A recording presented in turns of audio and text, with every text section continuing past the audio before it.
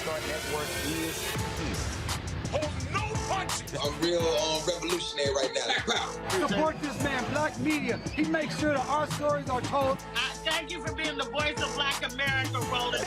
I love y'all. All momentum we have now, we have to keep this going. The video looks phenomenal. See, this difference between Black Star Network and Black-owned media and something like CNN. You can't be Black-owned media and be scared. It's time to be smart. Bring your eyeballs home. You dig?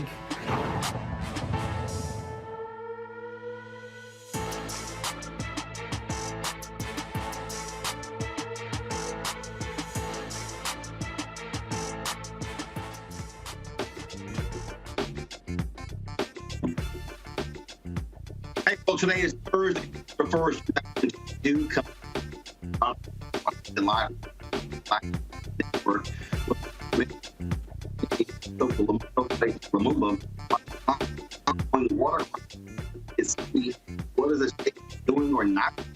It was also on the show. Jamarion got at least 59 times.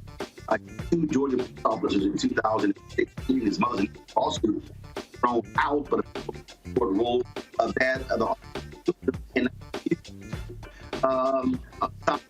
we'll talk to her about AT&T the $325 million lawsuit by and who said it's their business for Georgia as well. Plus, the Black grassroots organization looking for breaking away from the Black network will explain what this all means. Also, how much profit comes to the Research Center at the whole of America, but also Americans who said that their ancestors were not break down that particular poll. Plus, President Joe Biden tonight, he was talking about threat to democracy. It is time to bring the funk on Roland Martin Unfiltered. Black Star Network.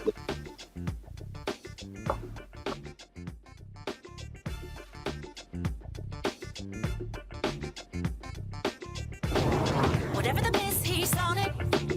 Whatever it is, he's got the scoop, the fact, the find. And when it breaks, he's right on time and it's rolling. Best believe he's knowing. Putting it down from sports to news to politics. With entertainment just for kicks, he's rolling. Yeah, it's Uncle Roro, y'all. Yeah, it's Roland Martin.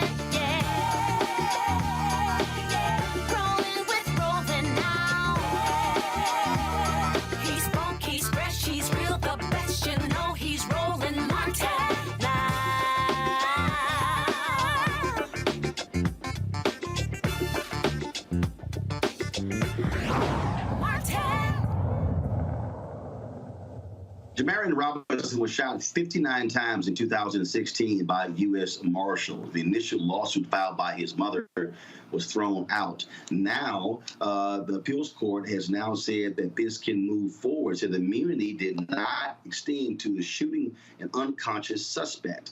Monteria Robinson and her attorney, Mario Williams, join us now from Atlanta. Glad to have both of you on the show.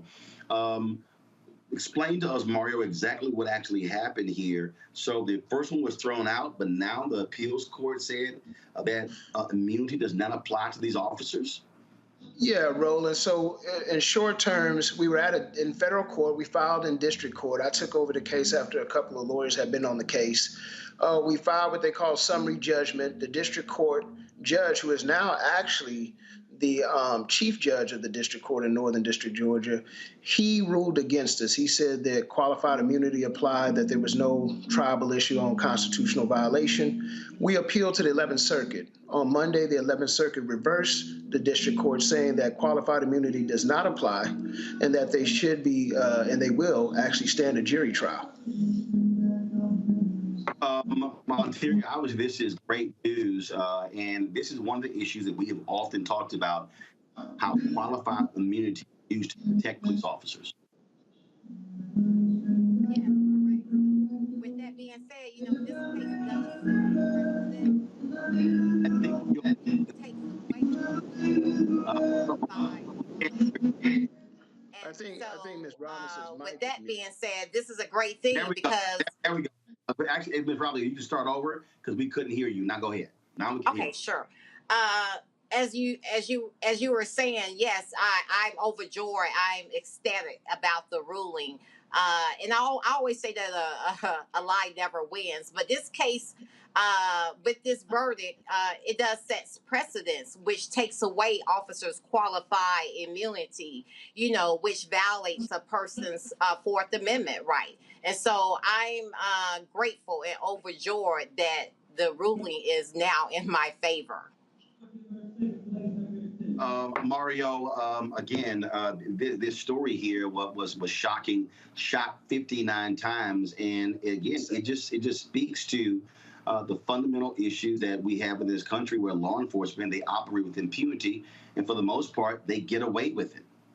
I tell you what, Roland, people need to understand the facts of this case. So here's this. Unfortunately, Jamarion was suffering from mental illness. The police were called out there to come get him and help him. They took an entire SWAT team out there. He was up at the top of a landing, about 13 stairs. They were downstairs. They shot at him over about 100 times. About 57 bullets penetrated his body. But here's the issue with the video. After he was lying on the ground at the top landing, they threw a flashbang up there. And so they claimed in an incident report and a supplemental use of force report that once the flashbang went off, he wasn't moving, nothing. And they had the audacity to say they went up and dragged his body downstairs and tried to save his life. The video that you have on the screen came out. We hear the flashbang, but then we hear rapid gunfire about 20 seconds into the flashbang. The U.S. government, GBI, Georgia Bureau of Investigations, reopened the situation and said, hey, look, man, are you sure you didn't fire gunfire after the flashbang went off? We know you said that he was lying there motionless. Are you sure? No, we didn't do it.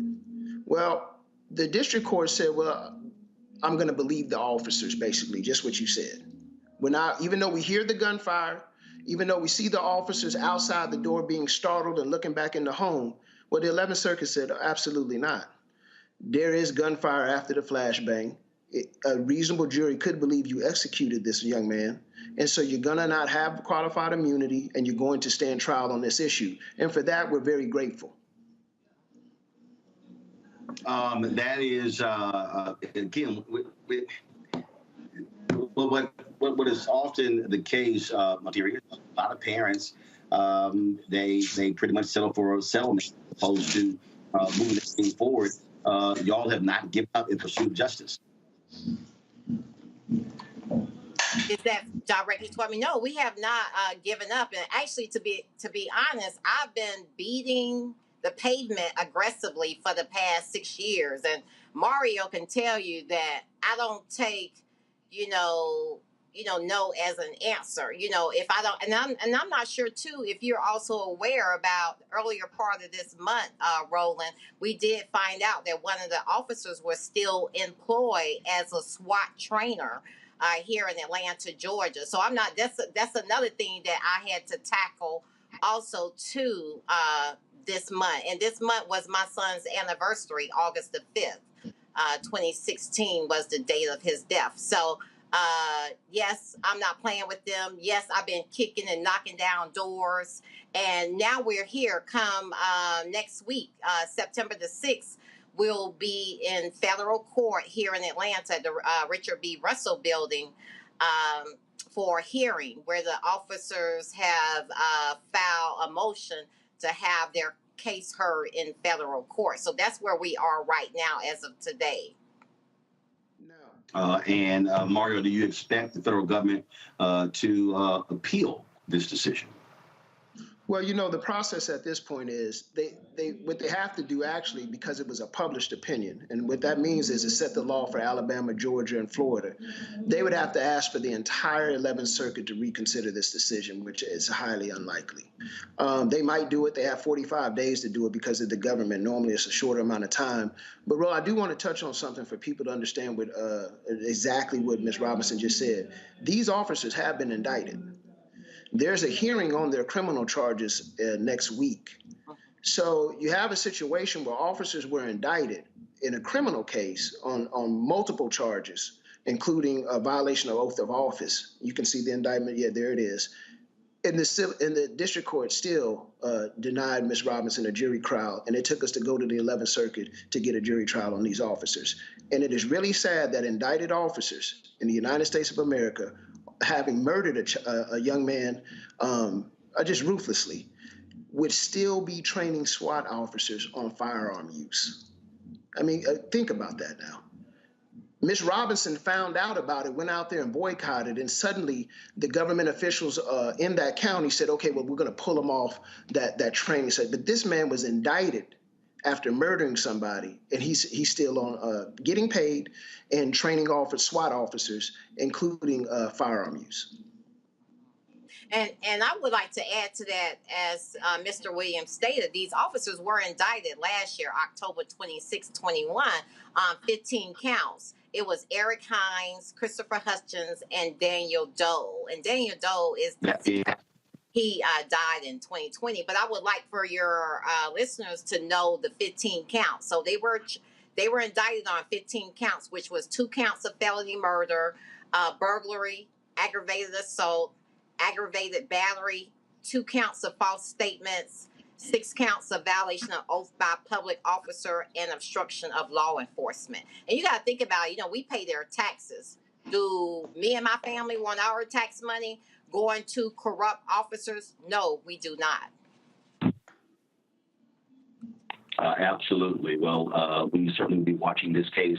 It's one of the cases that we often cover that details the kind of conduct of police officers. We certainly appreciate it. Ms. Robinson, as well as Mark Williams. Thanks a lot. Thank you. Talk to you soon. Indeed. I want to go to my panel now, talk a little bit further about this. Reese Colbert, Black Women Views, Dr. Greg Carr, Department of Afro-American Studies at Howard University, and will be by Erica Savage, founder of the Reframe Brain. Reese, this is precisely why we were fighting for the George Floyd Justice Act. It was frankly, the reason it's not law is because of Senator Tim Scott, his failures in terms of moving this bill forward, addressing the issue of qualified immunity. Right. I mean, qualified immunity gives people the right to basically execute citizens without any kind of personal civil liability. I mean, these people are looking at jail time. Hopefully they will get convicted of murder.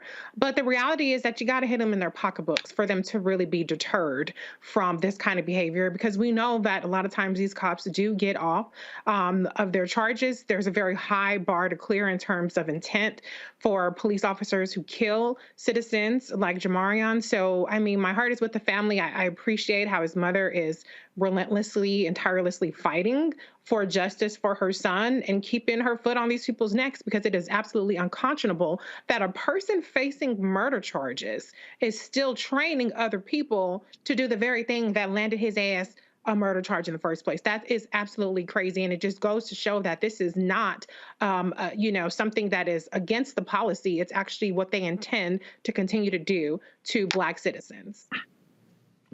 We see this over and over and over again, Greg, where unfortunately the laws are often far too much in favor of police, and the fact that they actually were indicted, but they couldn't have go forward with a jury trial. What the hell is the whole point of being indicted? Well, I mean, as we know, the law works in their favor, and I agree with you, Reese, 100%. Kudos to Ms. Robinson. That is a profile. She's giving us a profile on what has to be done at the point of contact. This was an execution. These patrollers were doing what they are trained to do. Of course, they were training others because that's what they're trained to do. It's qualified immunity technically, but what it is qualified impunity. It's qualified impunity. There's an attitude. Lynn Graham got slapped around today by a federal judge and said he must testify. He said in Georgia in the voting rights case, but he said, well, no, I'm a high-ranking government official. What the hell is that? That's impunity. In other words, you're acting with impunity. In Florida, one of Trump's appointees is saying that she may allow a special master to come in and look at these documents that were taken. He wants her to decide whether or not to extend some form of executive privilege over these documents. The Department of Justice is saying, wait, No, that is unprecedented for a judge to interfere. Well, guess what? He appointed her to the bench, and he's acting with impunity. These cops are acting the way that this culture trains white people to act when it comes to the law applying to them. The law doesn't apply to me when it comes to black people. The law doesn't apply to me at all if I can get to a certain rank. So these, again, finally, I agree with you, Reese. Mrs. Robinson, what she is showing us is how, as we continue to fight to make Senator Tim Mission Accomplished Scott irrelevant and take Joe Manchin and Kristen Sinema with you, while we're working on that end, she, having found out that they were still training officers, she didn't call anybody. She didn't go on approach. She went out there. Guess what? Enough of people do that, and this will end. So, yeah, all support for her, and I'm grateful to you for having that conversation with her and her lawyer, because that's what we need to see more of. And Reese, this is also why when we talk about voting, and again, people, I love these people who keep saying, "Oh man, y'all keep beating that dead horse. Y'all ain't nothing but a whole bunch of Democratic shields, and all you do is suck up the Democratic Party." Folks, who appoints federal judges? That's right. The party in power. Who confirms or declines federal judges? The party that controls the United States Senate. So y'all can sit here and y'all can call me and call Reese and call Greg and call Erica and call anybody Democratic shield all you want to. But and then I love people say, man, it's their performance by Biden about with black women, other than all that shit don't mean nothing. It has no impact on my life. Do you now understand the role of federal judges? Y'all, all this stuff is linked. And as long as we continue to give Republicans power over federal judges, these are the lifetime appointments. We better wake up and pay attention. Breezy.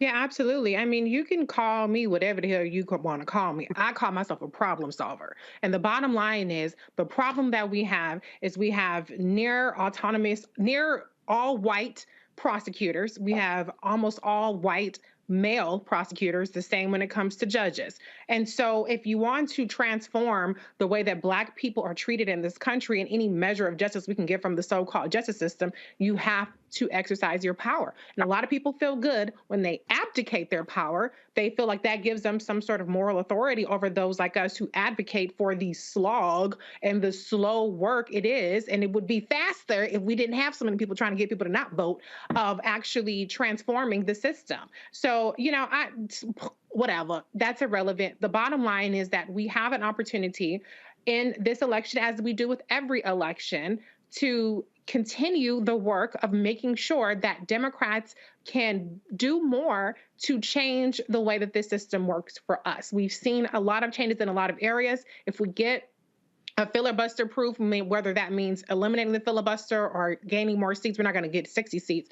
But if we gain more seats to make Manchin and Sinema irrelevant, we can see the George Floyd Justice and Policing Act pass if we hold on to the House. And when we talk about the prosecutors in Fulton County, when you talk about sometimes like in the Ahmaud Arbery case where the Attorney General came in and they appointed a special prosecutor there, that's also coming from Republican leadership. So we have to leave no stone unturned. Republicans leave no stone unturned, from school boards to election boards to judges to everything running down the gamut. So we have to have that same energy. And if you're not with that, then go on the hell over there and shut the hell up and let the rest of us do the work that we need to do to continue to try to move this country forward.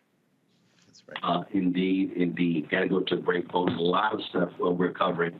AT&T lawsuit filed by 3 black men. We'll talk to the 2 black men. We'll talk to the mayor of Jackson, Mississippi. We will also going to talk about in a quick money segment $2 billion on political campaigns this year. Oh, y'all know what they're offering black-owned media is a joke. We'll break that thing. You're Roland Martin on the filter from the Black Star.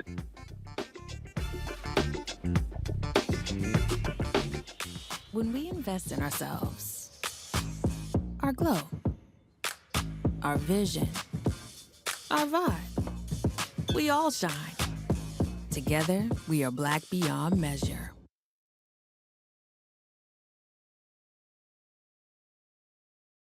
Can you believe the nerve of these Republicans? They only want to block progress for our community. They talk about cutting Medicare and Social Security. They played politics with veterans' health care. They voted against the George Floyd Justice and Policing Act and funding for our HBCUs, and against lowering prescription drug costs for our seniors. These Republicans keep trying hard to stand in the way, but President Biden, Vice President Harris, and Democrats won't let them. They are delivering for us. The Democratic National Committee is responsible for the content of this advertising. When we invest in ourselves, we all shine. Together, we are Black beyond measure. Hatred on the streets, a horrific scene, a white nationalist rally that descended into deadly violence. White people are losing their damn minds. As an angry pro-Trump mob storms the U.S. Capitol, We're about to see the rise of what I call white minority resistance. We have seen white folks in this country who simply cannot tolerate black folks voting. I think what we're seeing is the inevitable result of violent denial. This is part of American history. Every time that people of color have made progress, whether real or symbolic, there has been what Carol Anderson at Emory University calls white rage as a backlash. This is the rise of the Proud Boys and the Boogaloo Boys. America, there's going to be more of this. Here's all the Proud Boys, guys. This country is getting increasingly racist in its behaviors and its attitudes because of the fear of white people. The fear that they're taking our jobs, they're taking our resources, they're taking our women. This is white fear.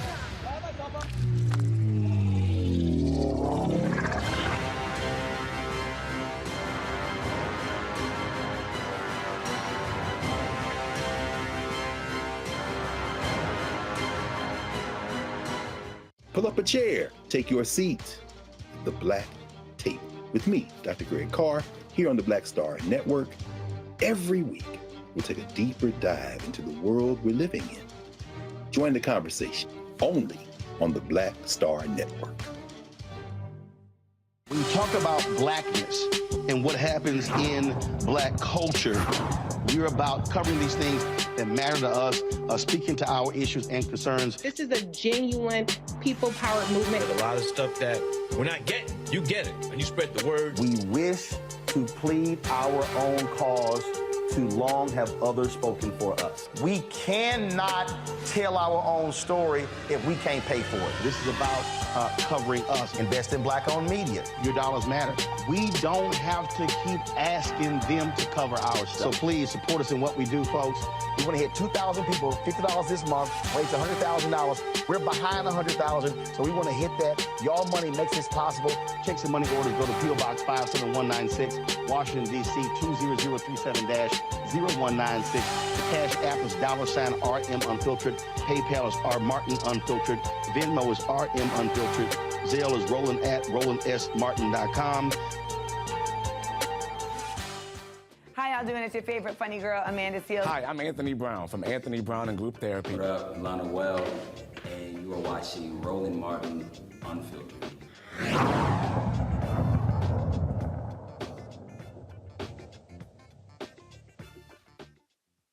All right, folks, a Georgia businessman was part of AT&T's multi-billion-dollar initiative to ensure that more African Americans became suppliers working with the company. Instead of that happening, they contend the media company refused to work with the company and stole their business plan. Joining me now from Atlanta is Jerome Edmondson. He's the president of EDN Communications and Technology. And from Dallas, Texas, Derek Scott, a black AT&T executive, who said he's a victim of ongoing intimidation tactics and other criminal behavior at AT&T. Glad to have both of you here. So first and foremost, in terms of what is the basic allegation you're making against AT&T? Well, Roland, first of all, thank you for having us on your show today. And, you know, when we look at technology in our country and bridging the digital divide, you know, from the 9/11 Commission, the U.S. Department of Commerce made a decision to put out an RFP to make sure that never again in this country first responders would ever have to go without communicating. And from that, the Department of Commerce birthed the FirstNet Authority. AT&T won that $9 billion lawsuit and 20-year, $47 billion initiative. EDM Communication, my company's communication and process as being the first Black FirstNet authorized dealer, was to ensure that this technology reached our community and bridged the digital divide in Black community and Black law enforcement. And not only did we set out to do that and win every month for an 8-month time period, and I want you to understand and the listeners to understand that this contract only lasted for 8 months before it was terminated for convenience. But for that 8-month time period, we were first and second every month in the company, putting this technology in Black law enforcement with organizations like the City of Dallas, Georgia Department of Juvenile Justice, Houston. Even when the NFL came to Atlanta, we put over 500 devices for security and inside of the NFL to ensure that this technology worked. And all of a sudden, one day I wake up and got with over $25 million in Salesforce to an email that says, you know what? You're growing too big. Your contract is terminated for convenience. And the gentleman that's on the phone with us, Derek Scott, was my AT&T manager who said differently. And I'll let you tell you what happened to him once he began to refute that terrible decision that they made. Derek? Yeah, I appreciate that. And thanks again for the time today. I think Jerome's absolutely right. This was a 9-month process where Jerome and I didn't know each other before this time and point, and they put us together. And when they did, we started to do exactly what we were asked to do. It was my job, and Jerome to do his job. Once that began to happen, I started to see some anomalies inside of AT&T that made me question, was this something that was across the board for all people that were in this program and partners in this channel, or was this just specific for the Black entrepreneur that was into this organization? As I dug deeper and started asking questions, that's exactly what I found. So once I found that, I started asking the questions, if this is going to be something that's for everyone, or are we treating them differently? Once I started exposing that, there became the issues of the 9 months of complete hell for myself individually inside AT&T, as an AT&T employee, and for Jerome outside. So to answer your question specifically, I'm specifically in a lawsuit with AT&T for retaliation and for discrimination rather. So those are the two things from my perspective inside of AT&T that led to this 9-month to 1 year retaliation and discrimination lawsuit. Wow. And so where does the suit stand, first of all, and has there been a response, Jerome, from AT&T? Well, no, they haven't responded. We've had to sue them over and over again. You know, Roland, I was the nation's first Black Denny's franchise owner. You know, when the NAACP, with the same Department of Commerce, when NAACP settled a fair share agreement with Denny's and found them guilty of discrimination, this is probably larger and bigger than that particular point. And from that point, I became the nation's first Black Denny's franchise owner. And when it comes to supplier development, we begin to put together these different processes to ensure that Black people are part of contracts with companies like AT&T, AGO Resources, Home Depot, and companies that my company has helped grow and build. I've been with AT&T for 16 years, helping grow their minority and diverse force. And for them to do this to me, and then for Derek to mention it and retaliate against him, and at the same time, you know, our goal is to ensure that, number one, this happens to no one else, but also to help everyone understand that every month they're making millions of dollars for technology that we put in Black communities and Black law enforcement, and we're simply out of that. And even worse than that, Roland, to go back and with organizations like the National Organization of Black Law Enforcement and other relationships that I brought into the AT&T world, and to begin to take my name and my company and destroy my character and my name is even as painful, because we invest in our community. Just 30 days ago with Butler Street YMCA, I'm sure you're familiar with the historic Butler Street YMCA area, we just launched a Good Trouble John Lewis Memorial Park. And those are the kind of things that companies and Black businesses like myself invest back in our community. So when these things happen, you don't just destroy my company or take from me, you take from the communities, the people, and the things that we invest in. You know, just like companies and other small businesses that we support and bring in as sub-suppliers under us.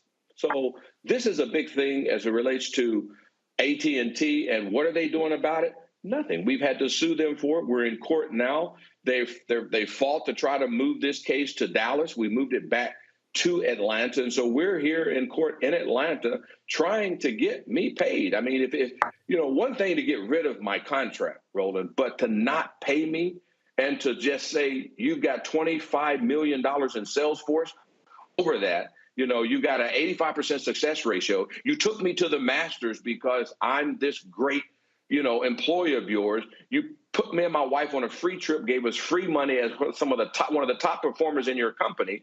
And when it got time for you to pay me the money that you owe me, you get rid of me for a word called convenience. We just can't let that happen to a company like that. The nation's #1 telecom. This reminds me of. First of all, there are several things it reminds me of. And I think back to that was Willie Gary representing some brothers who came up with the idea for a sports complex in Florida. They successfully sued Disney, and they won that lawsuit. And when I think about, look, when I was just talking about going on a break, we got my company got a call today from a firm that's handling the advertising for several political campaigns, and what they put on the table is an abomination. And I'm not going to name the campaigns yet. I'm not going to put the amount out there yet. But let me just say, I damn near get paid that to give a speech. Wow. And the thing that's interesting to me is, and I keep saying this to people, if you want to talk about why we are in the condition that we are in, it's because Black companies are not allowed to be able to build capacity, be able to grow. We have the numbers. We can show how great we do. Joe Anthony, when he had to sue a DDB Worldwide, said they got a $4 billion media contract from the U.S. Army. He said they helped get it, but then once they got the contract, kicked them to the curb. So then he sued them. And so we see this, and what we're seeing is that we're, in Derek, your case, you're executive there. We were frozen out of corporate America for quite some time. But even we're talking about building our businesses. This is what happens when we even launch businesses. Then they starve us and then force us to be able to take pennies on the dollar or refuse to pay us at all. You're exactly right, Roland. And not only that, can you imagine being the poster child? AT&T has me all over the country. We're going to spend $3 billion, listen to this word, with Black suppliers by 2020.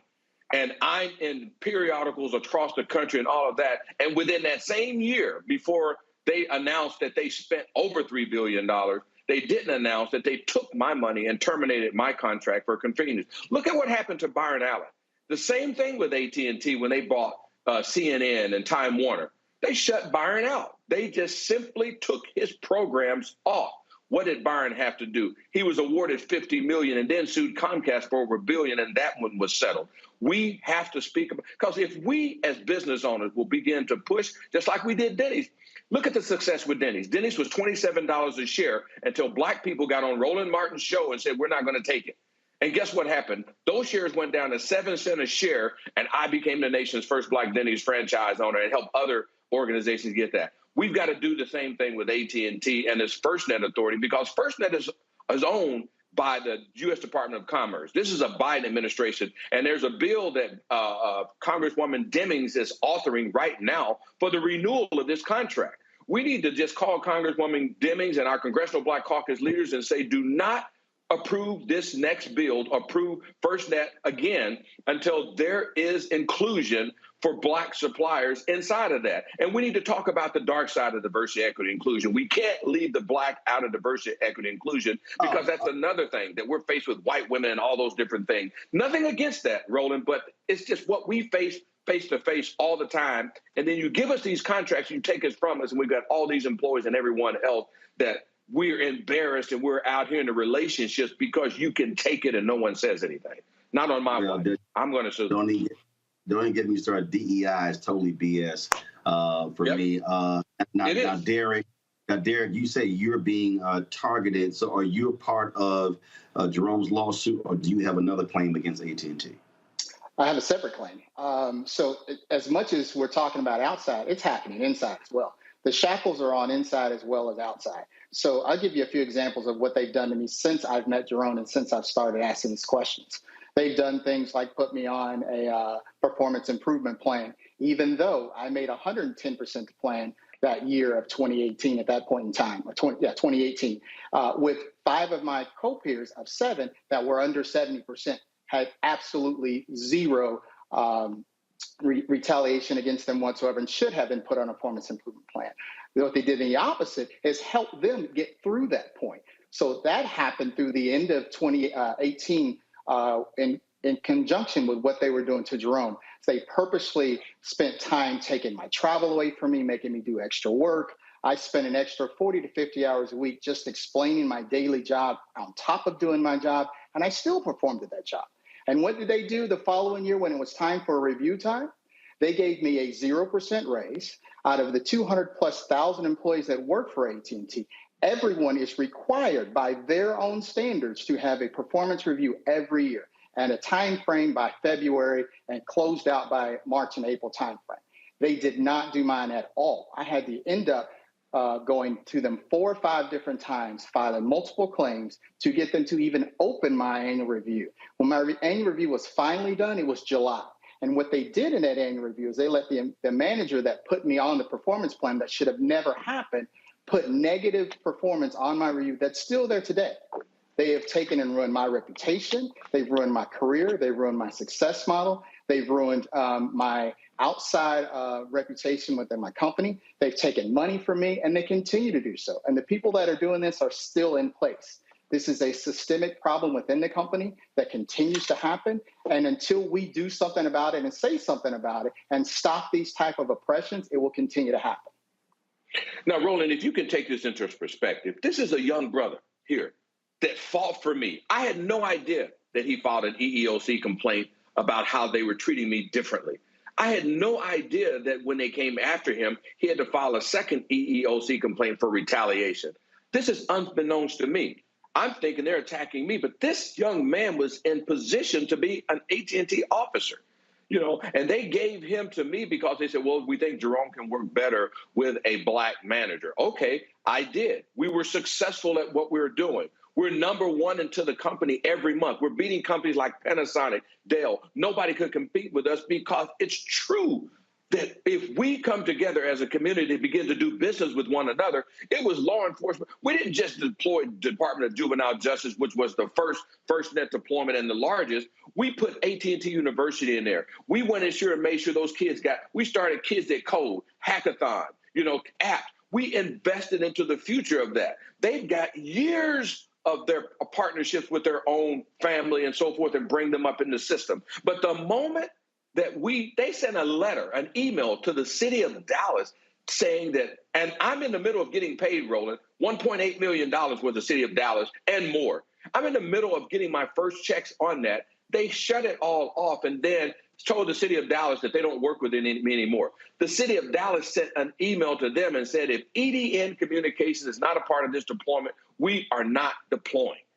You know, we hired, you know, the chief of police in the city of Dallas at that time, Chief Renee Hall, had a youth organization. We brought those young mentees from her youth organization. Not only did we teach them technology and bring them into this cutting edge technology for law enforcement all over the country, all over America, we made sure that when they graduated, if they wanted to get in that, they could get jobs, they could get hired. You're not just terminating me. You're not just getting rid of my company, taking my money, but you're also taking the future of what I stand for and bridging the gap for the digital divide in black communities. And I can't sleep on that, Roland. I mean, it hurts me that Derek, who is in the process of being an officer inside the company, just because he stood up for me, he is now being blackballed and retaliated and trying to force him out just because he made the right decision. And we don't even want to have a conversation with the people that they shut down and couldn't even call me, Roland, because this was going on.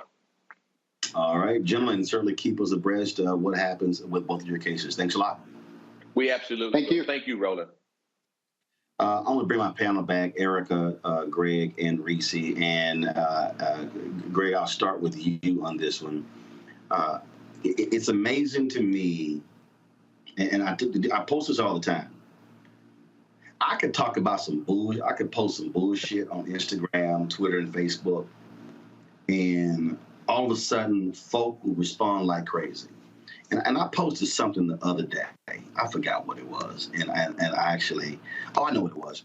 Folk were talking about. They were talking about Nick Cannon and his children, and I said, well, Nick had his 10, Eddie Murphy got 10. And all these folks responded, and what was a trip was, it may have had 500, 600, 700 comments. And I said, you know what, that's real interesting. Because when I post about us not getting access to billions, is 7, 8, 10. And what I keep saying to Black folks, if we are not following the money, that's why we have this segment called Where's Our Money? This is why we are in the situation we're in right now. This is why we are hoping for white philanthropy to give to our HBCUs. This is why our Black civil rights organizations are not funded by us. They're funded by corporate America. This is why they can't be aggressive in going after corporate America in cases like this, because that's who's actually funding them. And so, if folk don't understand, if you talking about America and you ain't talking about the money, you ain't talking about America. Roland, I tell you, brother, I don't have a good answer. I mean, the capitalist system we live in is not defined by countries. It's defined by corporations. And these interlocking international corporations that continue to oppress people globally. Now, how that plays out locally is readily apparent. I mean, this lawsuit, you know, having read the complaint, it isn't surprising, it isn't stunning, but it is, I think, a reminder to those of us who can cut through all of this noise to pay attention. It is a reminder of how power works. You're absolutely right. I mean, to read the complaint and understand that Brother Edmondson avers that AT&T didn't even know what Noble was, didn't realize that Black law enforcement officials through cities like Dallas and Atlanta control over 50% of first responder budgets. And so when AT&T figured out that he had better in than they did, and in the complaint he avers that his sales force outsold all of AT&T's Lily White sales force, they basically decided to cut his throat. I mean, you talk about a move that we should be up in arms about. It was remarkable to see how these white boys just decided, hell no. And so for Dallas to respond as it did, for him to get the venue, continue to be in Atlanta, you know, I can imagine Jerry Jones picking up the phone, talking to his golf buddies at AT&T and saying, we're going to get this N-word out the paint. I don't give a damn what you... And then meanwhile, here we are paying our monthly bills to AT&T, worried about how many kids my friend Nick Cannon has. And we can't get grabbed by the lapels and understand that until we can pull together the one power we do have, if we will actualize it, which is numbers of people, meaning we have to not only support Black news media, we have to listen to what's being said and then think for ourselves. I really don't see a future forward for the American Negro, Roland. I really don't, because we're going to be victims. Right. And Erica, this is when we talk. I was telling someone this earlier. In Dr. King's book, Where Do We Go From Here, Chaos or Community? He said that there are 4 institutions that are prime positioned to liberate Black America. He said the Negro Church, the Negro Press, Negro fraternities and sororities, and Negro professional and business organizations. And what he said specifically, and the reason I focus on this, obviously because it's media, I focus on this because what he said is that the Negro press cannot fall for the conservative and must maintain its militancy. That's right. Then he talked about professional organizations and fraternities and sororities. What he's talking about, this is the collective mass of Black people where you can use your power and your leverage to be able to make a series of demands. And so if all of a sudden, that's what Operation Breadbasket was about. That's what Reverend Leon Sullivan was doing in Philadelphia, who introduced that concept to Dr. King, who adopted it as Operation Breadbasket. There were plans to create Operation Breadbasket chapters across the country, separate from the Southern Christian Leadership Conference. As Coretta Scott King said, they killed my Martin when he started talking about the money. And so what I am trying to get these hard-headed Black folks today who keep saying, man, you out here begging a white man for money. Well, fool, you go. What did the robbers say? Why you rob banks? Because that's where the money's at. So part of our deal is we've got to have our institutions, our Black churches, fraternities and sororities, business, professional organizations, and Black media align, asking the question, what a check. I know, look, reparation folk, you trying to get the political people to do that. I'm talking about the money that exists right now. And if we are so fixated, Erica, on bullshit, on housewives, on comedic shows, on laughing and dancing and how many kids somebody have and whatever, then they sitting here going to the bank cashing checks, and then we still sitting here broke as hell wondering why we can't afford to build our communities. And the other thing, you know, a few points which you made there, when we talk about pillars, the first one that you named, Black folks, the Black church, we are the most philanthropic group in this country. So that's off the top, period. That's where people take their coins, to the church. And we are the most giving, not even talking about the extra tipping that we do to kind of add in the notion that Black people don't tip, which is a complete and utter lie. But then that makes me think about, too, when you talk about those 4 specific institutions, about the Chamber of Commerce. Now, they're supposed to represent all businesses within a community, but we know that that's another arm of Republican right-wing ideology and ways to get people riled up and to communicate to those folks that are in Congress. They do it all day, every day. They have an institution whereby members do pay a fee to be a part of the chamber at different levels, and then they communicate their list of demands to their legislators, both at the state level and at the congressional level. So listen, I think, you know, it's a few things. We can do housewives and we can also be about our business at the same time, but we have to do something that I've heard Reese and Greg talk about earlier. We have to keep our foot on the gas. And I think that we can do that with a real focus, with an understanding that this is something that happens in elections with Republicans all the time.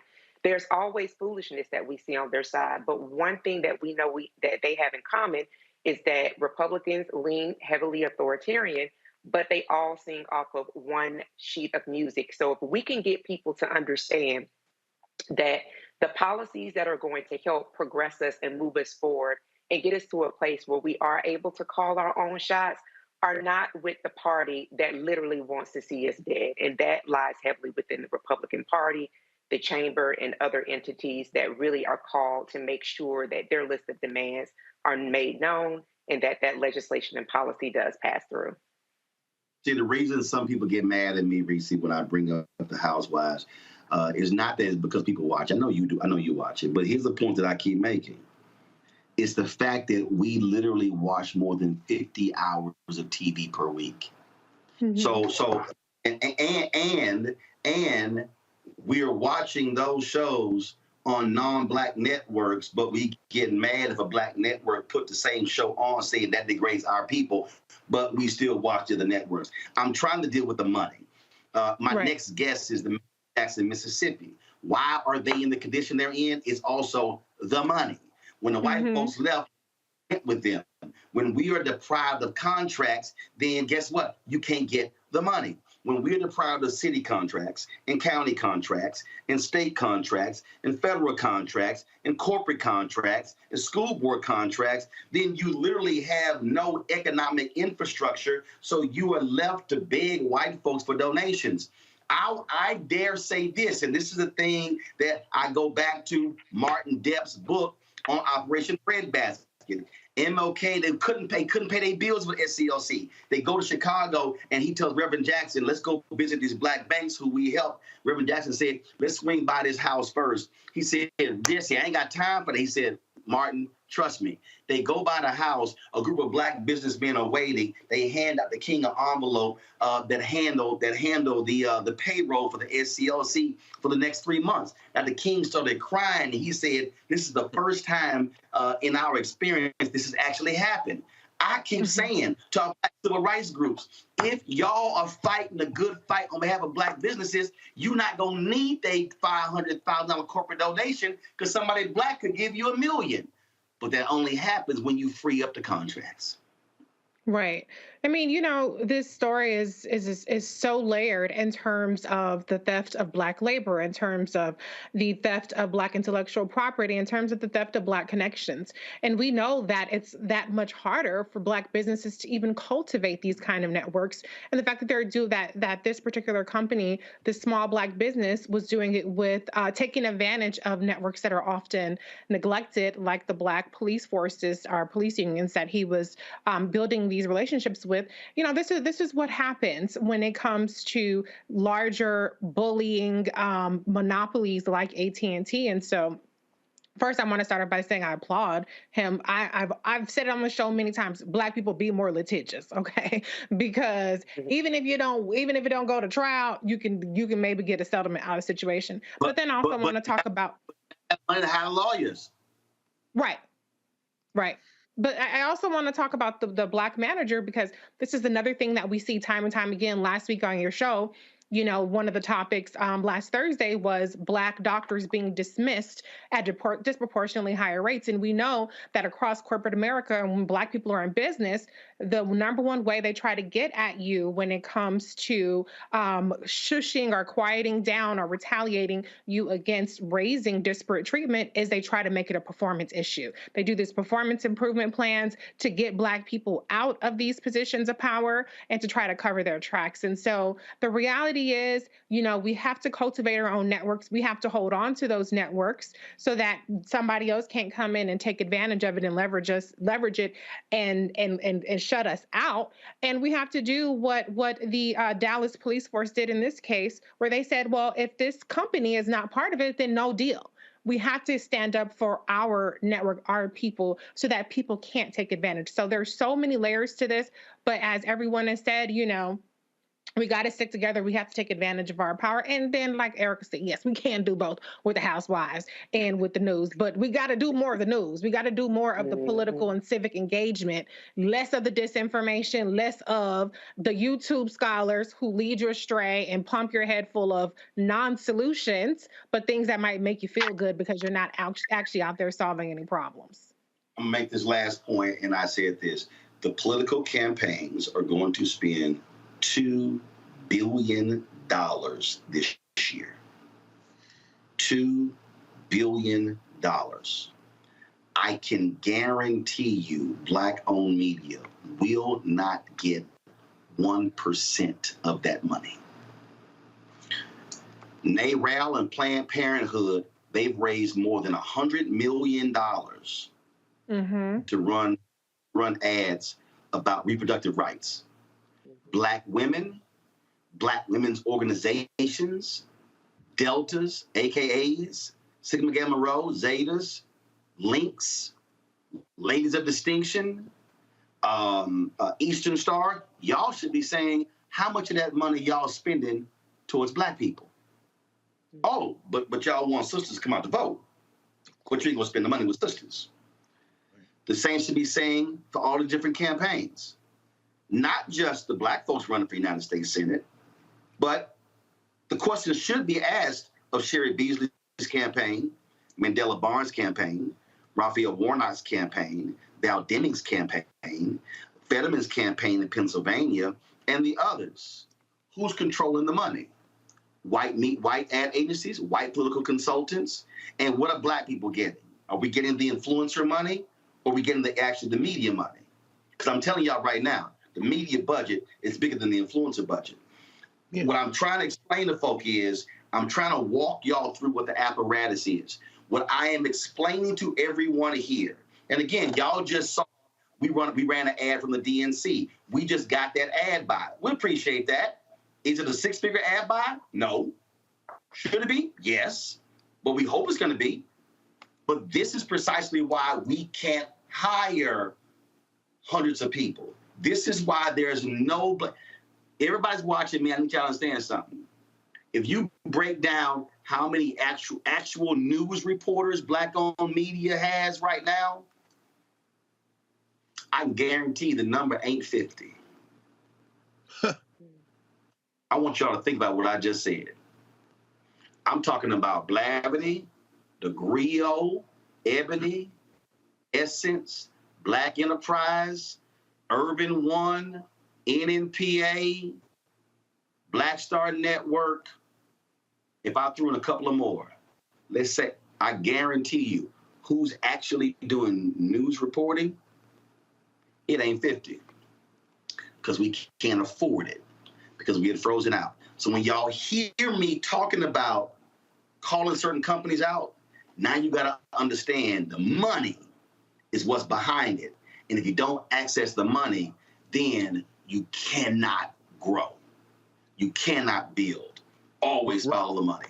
Roland, I mean, to connect these two things very plainly, as you're talking, I'm thinking about the fact that these white companies see fit to give Charlemagne the God a minstrel adjacent news ish commentary show. So I'm not one of the Housewives fans for this reasons. Those things are curated to continue to keep our people away from political conversations like this. AT&T is trying to cut out a man who is subsidizing kids that code. And these kind of things. See, a great deal of this is political. These two things, one of the reasons why we have to fight to subsidize black media is that black media that is doing this kind of work is in direct opposition to these companies. And we have to pay attention to what's going on, not just in the United States, but in the world. While we're here right now, today, the African Caribbean Summit began in Barbados. The Prime Minister of Barbados gave a speech where they are connecting the continent of Africa to the Caribbean for trade, for investment, and it is based on a clear political understanding. The American Negro, meanwhile, does not even know that it's taking place. And there you go. With the Black Star Network, we looking inward. These people are playing for keeps, y'all. And that's why Charlemagne God can have a news show and Roland Martin can't get a contract. They're curating what they want you to understand. And if we had the resources, we could send someone there to cover it. And that's the thing, y'all. That's why I went to Liberia. That's why I went to Ghana. Yes. Y'all, I'm telling you, y'all, it is by design. And we've got to understand the game. Real quick, I'm going to do a quick break. We come back. We're going to talk with the mayor of Jackson, Mississippi. He's dealing with the result of not having the city resources and not getting it from the state and the federal government. We'll come back with Mayor Lumumba right here on Roland Martin Unfiltered on the Black Star Network. Y'all support us in what we do. Join our Bring the Fun Fan Club. Your dollar, if possible. Look, we're trying to get the corporate advertising. But bottom line is, it ain't easy. And the political funds, there's no reason in the world we shouldn't have at least $2 to $3 million in political advertising this year. We don't even have 1% of that. Download, first of all, check out money orders with P.O. Box 57196, Washington, D.C. 20037-0196. Cash App, $RM Unfiltered. PayPal is R Martin Unfiltered. Venmo is RM Unfiltered. Zelle is Roland at RolandMartin.com or that RolandMartinUnfiltered.com. Back in a moment.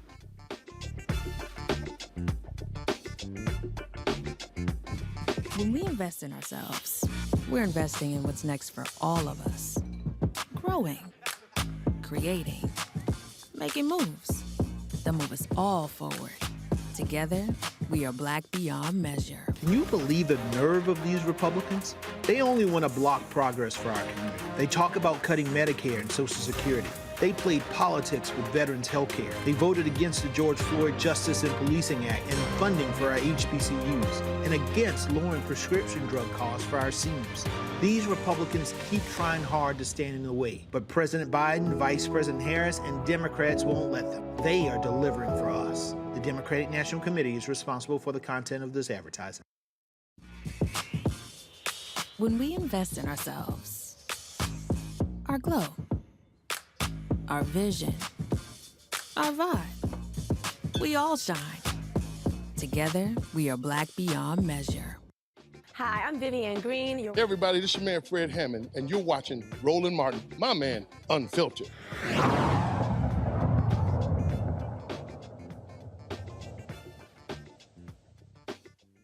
Why does Black-owned media matters? Because we have been covering the story of Jackson, Mississippi all week.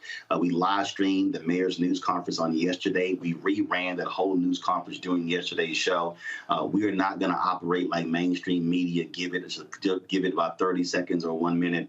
That's why we're staying focused on it. Jackson, Mississippi is a majority Black city, 80+%. The mayor is Chokwe Lumumba. He joins us right now. He has been on the forefront, keeping his residents abreast of what's happening there. Mayor, always good to see you. Glad to have you here. You had to correct the governor with your news conference on yesterday. He pretty much threw you and the city under the bus, but you had to make it clear what the actual facts are regarding the water condition there in Jackson. Yeah. Well, first and foremost, it's always good to speak with you, my brother, and thank you for lifting up the issues that our people have been suffering under. We've been lifting this up for more than 2 years. It has been a part of every legislative agenda that my administration has had. And I've been in office, I'm in my 6th year now. And so, we've been met with that resistance, and we've continued to sound the alarm, letting it be known that it's not a matter of if these systems will fail, but when these systems will fail. And we have the receipts for that. Now, I have been unapologetic. I have been I have not been bashful in sharing why those reasons are. And at this moment, when the state came into my office on Monday and shared that they were going to bring some resources, I told them, well, we open our arms to that. And so we need far more. We have to make certain that when the cameras go away, that is not where the effort ends. And we have to make certain that it's not just about stabilizing the system in this moment, but building a sustainable, a dependable, and an equitable system. And I say equity because not only do we have a system that fails on many occasions, we have a system that has a disproportionate effect on the blackest and brownest parts of our city. In South Jackson, the areas that are the furthest away from the water treatment facility and at the highest elevation, people have recognized that inequity.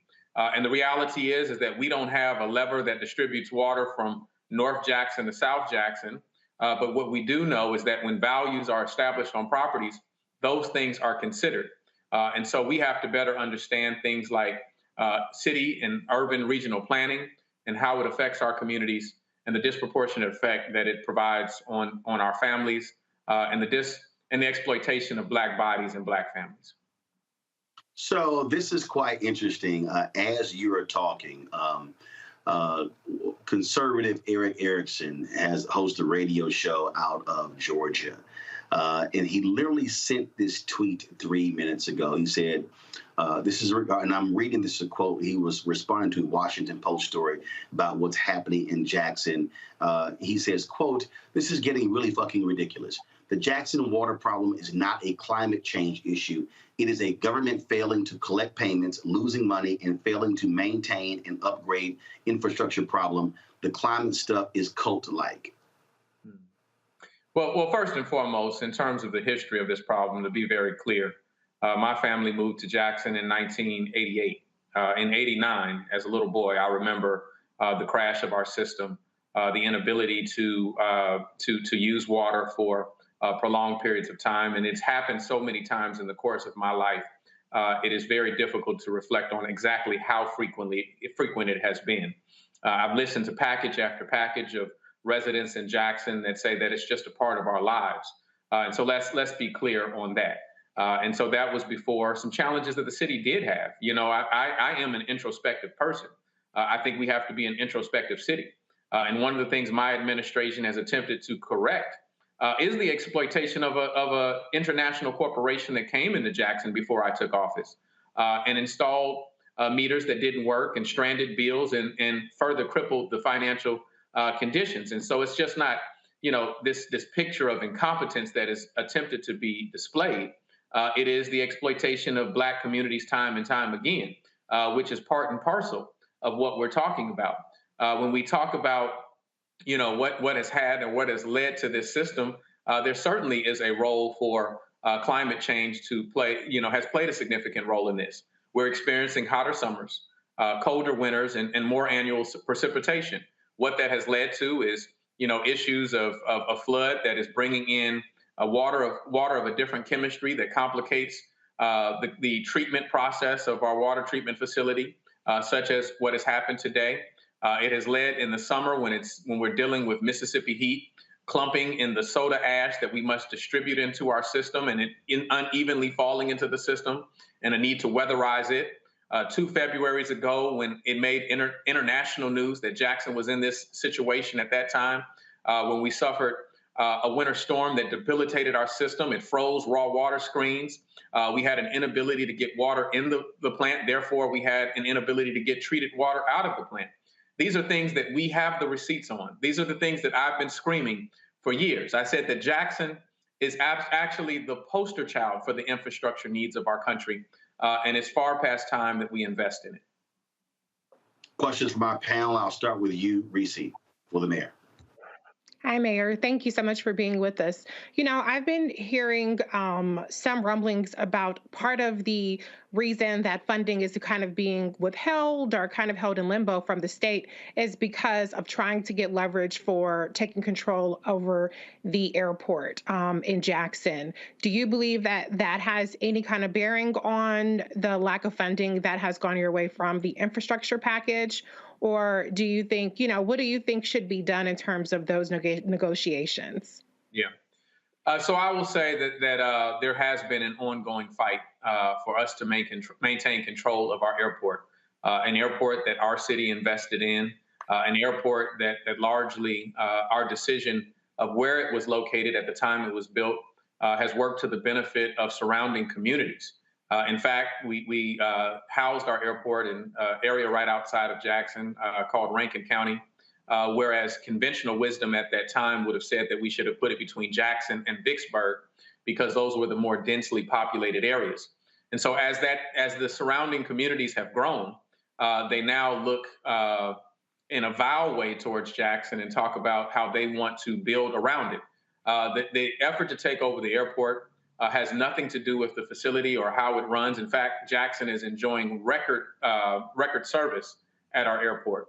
We are one of the only cities that are offering more flights or more carriers since the pandemic than prior to the pandemic. And it's largely led by a nearly all Black commission that is doing an amazing job that took the airport out of the red and brought it into the Black. These are the narratives that aren't being told. And so there has been an effort to take over the airport, not only for the contracts and things that we certainly know that an airport can provide, but because the purchase of land that the Jackson Airport sits on is pristine land that can be developed, some of which is incorporated as a city of Jackson, and we can benefit from tax revenue, some of which is either unincorporated or incorporated in surrounding cities, but are certainly areas where we can have long-term leases that work towards the benefit of our airport. We certainly know the story of the Atlanta airport and how Black wealth was built upon that airport. We want to take advantage of that too. And so, yes, this has been a fight that we've been a part of. Yes, I have had struggles with certain state leadership that have offered to buy our airport for $40 million. And my recommendation or my statement to that was, if I were to do that, I must be dumb and cheap. And so I'm neither. And so we're going to protect our institutional assets. But at the same time, my primary focus over the last couple of days has been centered around how we restore water. And I have been working in a coalition because the time demands that coalition. But there are longer standing questions about how we maintain control of our water system and all of the resources. I'll say this last, is that the principle by which I guide my life and the principle by which I govern is one of self-determination. And so we want to make certain that we control our resources for ourselves and for the benefit of our communities. Can I just say the reason I asked that too is because I just want to be clear, and I'm glad you clarified it, that this is not a matter of trading one for the other, because I don't want anybody to blame you or the leadership in Jackson for what's happening with the water treatment plant because of, you know, whatever kind of shady business is going on. So thank you for clarifying that. No, thank you. Thank you for asking the question. Let's go to next, Greg Carr. Thank you, Roland. And hey, Brother Mayor, it's always good to see you, brother. Love and strength to you and the family and everyone there in Jackson. And of course, looking forward to this being remedied. Although one thing I can't say, though, is wishing Jackson State good luck in some September the 10th when we meet y'all in Memphis from Tennessee State, brother. We got to get that Southern Heritage Classic. But, you know, brother, one of the things that came up, there was a New York Times article today that talked about, you know, the $50 billion in the Biden administration has set aside for climate work. And I know that you've talked to the president. And one of the things I want to ask you based on that article was this. They're saying that applying for some of this money might require a special staff person coming out of the city of Jackson to apply. And there were a couple of federal programs that the Times notes. It isn't clear whether or not the city of Jackson applied. So the question I have is this.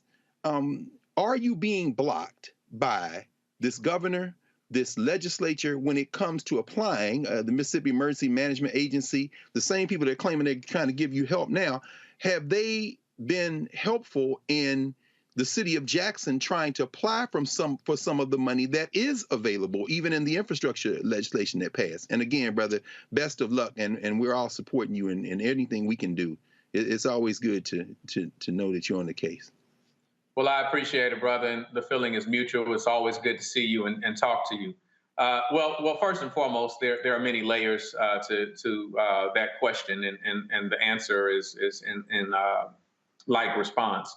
So first and foremost, in terms of the federal dollars that have come through the state, we have not received any of that money. The portal in order to apply for ARPA funding that was sent to the state literally just opened today.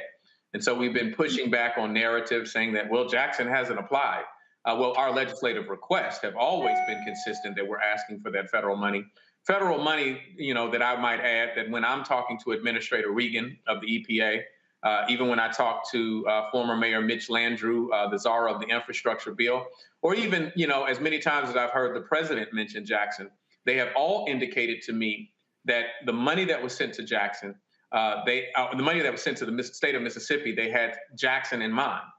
In fact, you know, I remember or recall a phone call that I was on with the president where he talked about exactly what the allocation was to Mississippi and that he hoped to see Jackson get that money, get its equitable share. But what we have is, you know, not a firm commitment to any dollar, that cities have to apply. All cities have to apply through MDEQ. That's the the Mississippi Department of Environmental Quality, and put our projects forward. And then after you apply through MDEQ, Jackson and Jackson alone has a duplicitous process where we then have to submit an application to DFA, the Department of Finance and Administration. And certainly that concerns me.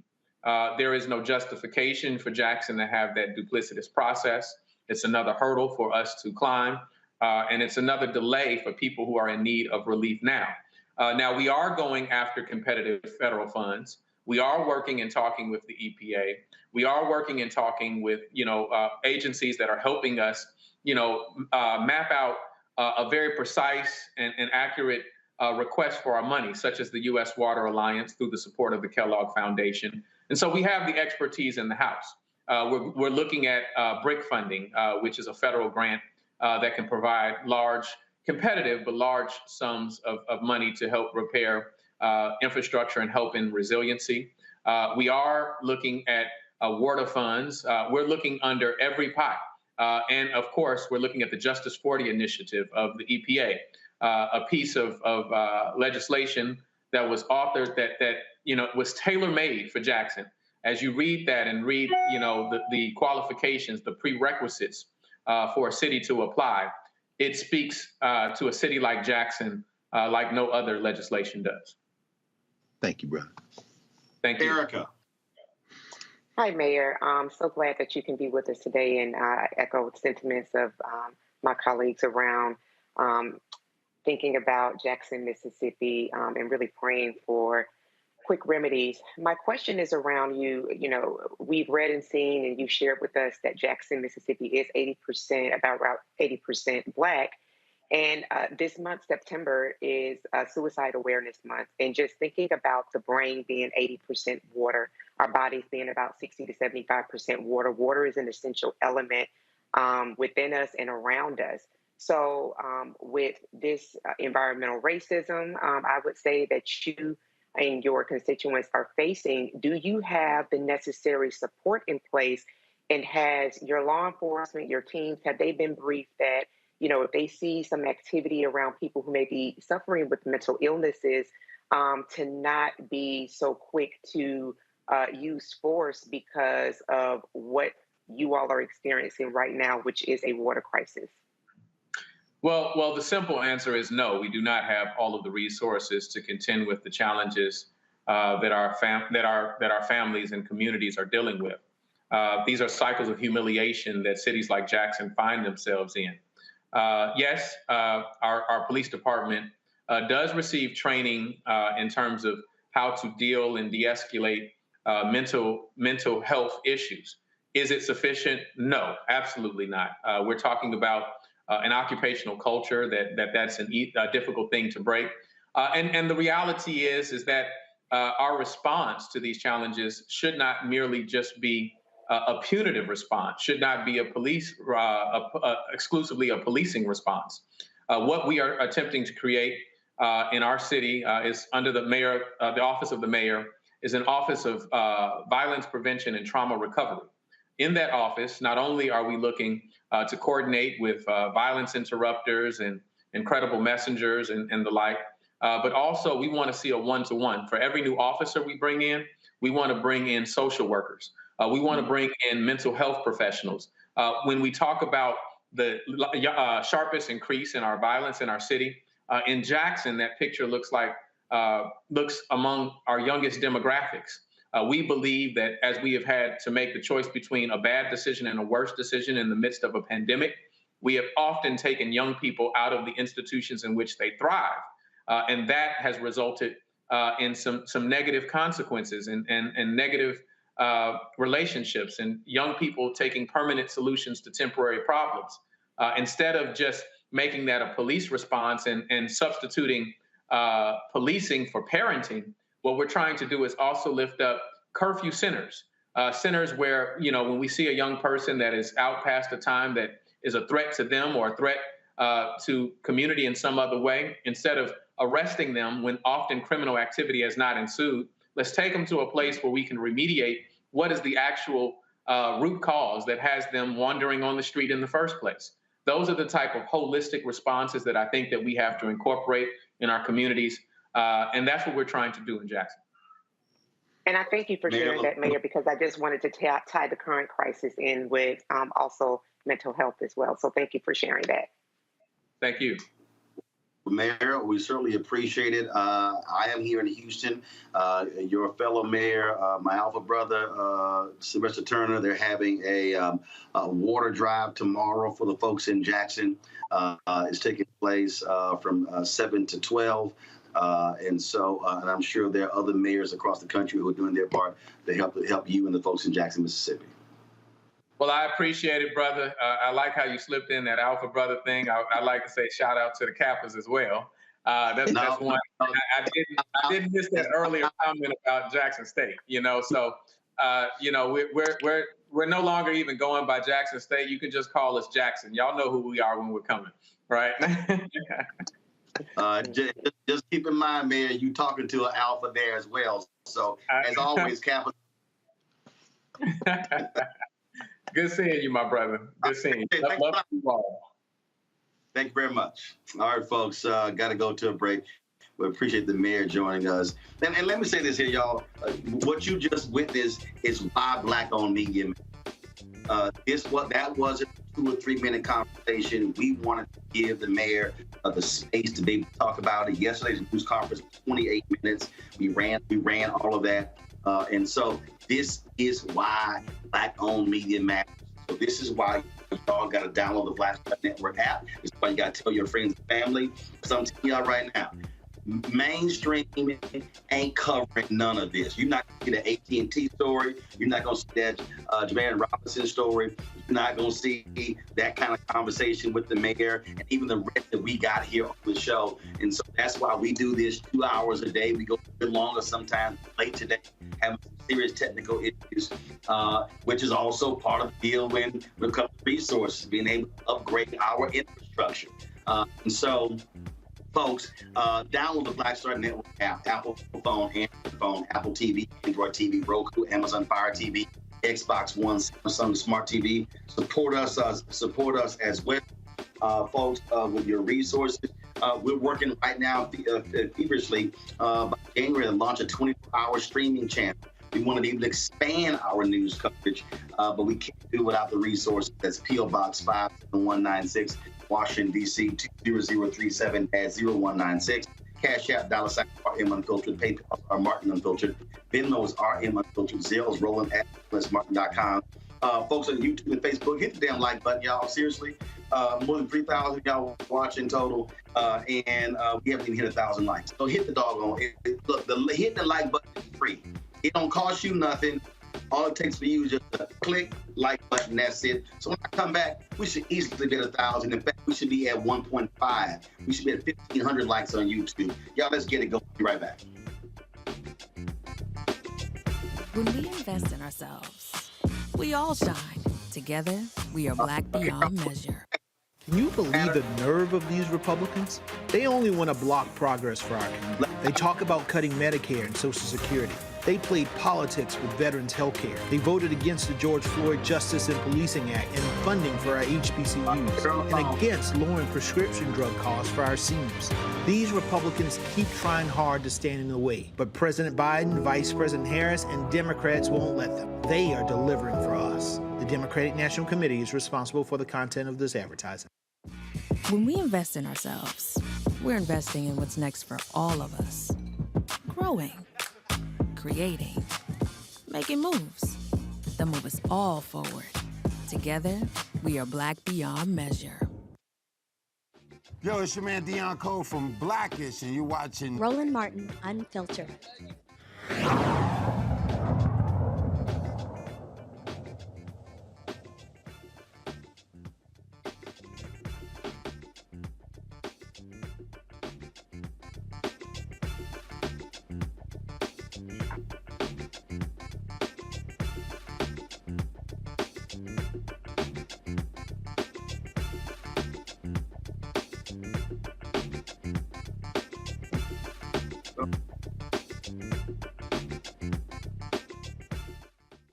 Folks, the Black Lives Matter organization has been in a state of flux over the last couple of years. From the moment they announced the $90 million they had received in the wake of the death of George Floyd, they have been under intense criticism. Folks have been criticizing former co-founder Patrisse Cullors for the purchase of personal homes for her, but also a home for the organization. You've had the Black Lives Matter Global Network, a whole back and forth over their board of directors, who's controlling the group, who's controlling the money. Well, today, the Black Lives Matter grassroots announced, in essence, that they are separating themselves to fully explain this. This is their first interview. They had a live stream earlier. This is their first interview explaining this. It's Melina Abdullah. She, of course, leads Black Lives Matter Los Angeles. Melina, always glad to have you. So explain to folks what y'all have decided, because when you look at that press release, that statement, it sounded very contentious in blasting the Black Lives Matter Global Network, the foundation, if you will, for a number of things when it comes to what you labeled in the press release as self-dealing. Absolutely. So not only are we publicly making sure that people understand, or doing what we can to make sure that people understand that the Global Network Foundation is in the hands of a highly paid consultant who earned, according to their own reports, won't say earned, I should say given himself contracts, according to his own reporting, of $2.2 million at the beginning of 2020 alone. Right? So we want to make sure that we distinguish ourselves from them, that we are separate from them, but we're also suing them. We filed a lawsuit this morning. We know that when people donated to Black Lives Matter very generously in 2020, especially, but also through the last 3 years, that they were donating in order to contribute to the work that's being done on the ground, to the work that's being done to end qualified immunity, and the work that's being done to build a Black infrastructure in cities like Buffalo, to the work that's being done in the names of our stolen loved ones to topple unjust political systems and systems like prisons and policing.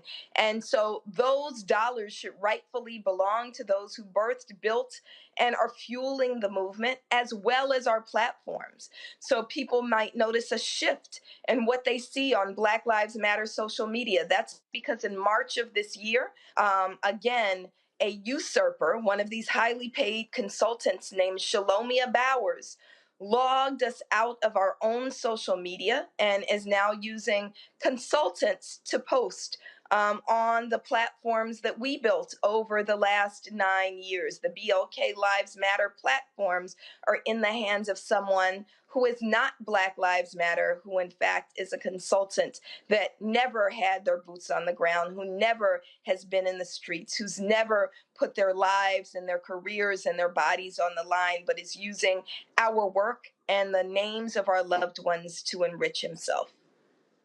So, look, this was, or even when Patrice was on my show last year, maybe it was in 2020, I was still just totally confused who did what, who was what, and it was all over the place. And so, as a part of what took place today, she released a statement.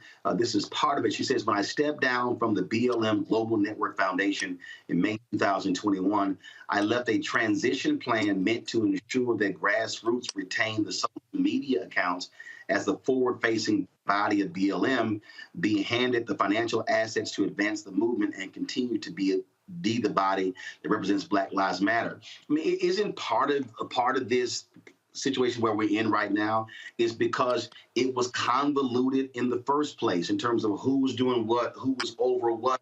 And so now you're left at a place where the money was going to the foundation. The foundation was supposed to disperse it to these various entities. And now she leaves, and now, you know, someone else takes over it. And so now it's sort of like all over the place.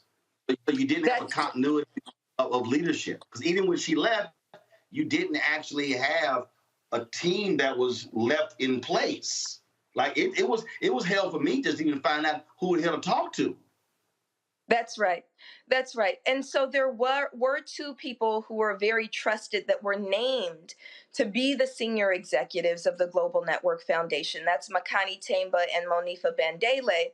Unfortunately, the same political consultant refused to open up the books to them. So they said, "I don't want that mess." And they were actually never onboarded to lead the Global Network Foundation through this transition. Listen, when Black Lives Matter was born in 2013, when it came out of our collective rage when George Zimmerman was acquitted in the murder of Trayvon Martin, we were all just stepping into our sacred duty. We were building what we said was a movement, not a moment, right? And it took some time to develop structure. I was fully committed, and many of us were fully committed to continuing as a movement, not a moment. But this Global Network Foundation was kind of formed to receive these resources. And it was important that the boots on the ground also had a name and an umbrella. And so actually before the 2020 uprisings, we decided to assemble ourselves as a collective of chapters under the banner of BLM Grassroots, because there had been another consultant who we thought was misrepresenting Black Lives Matter, and we wanted to draw that distinction. When Patrice took the helm back after the 2020 uprisings commenced, there was kind of some better coordination and clearer vision. But then when she stepped down again in 2021, it caused an additional mess and opened up the way for, again, this usurper to seize control because he seeks to enrich himself. So y'all are suing them. You're suing them to gain what? We're suing them for the dollars. We're suing them for the social media platforms, which were actually built and maintained long before there was a Black Lives Matter Global Network Foundation, right? BLK Lives Matter on Twitter and Instagram started very early in our work. 2013, 2014, we start gaining followers. So we built up these platforms. I was the main one who posted to our BLK Lives Matter Instagram, which has 4 million followers, right, who are looking for the work that we do on the ground. So we're suing for the return of those platforms, and we're suing for the return of our name. So they need to stop representing themselves as Black Lives Matter. They're really damaging our reputation.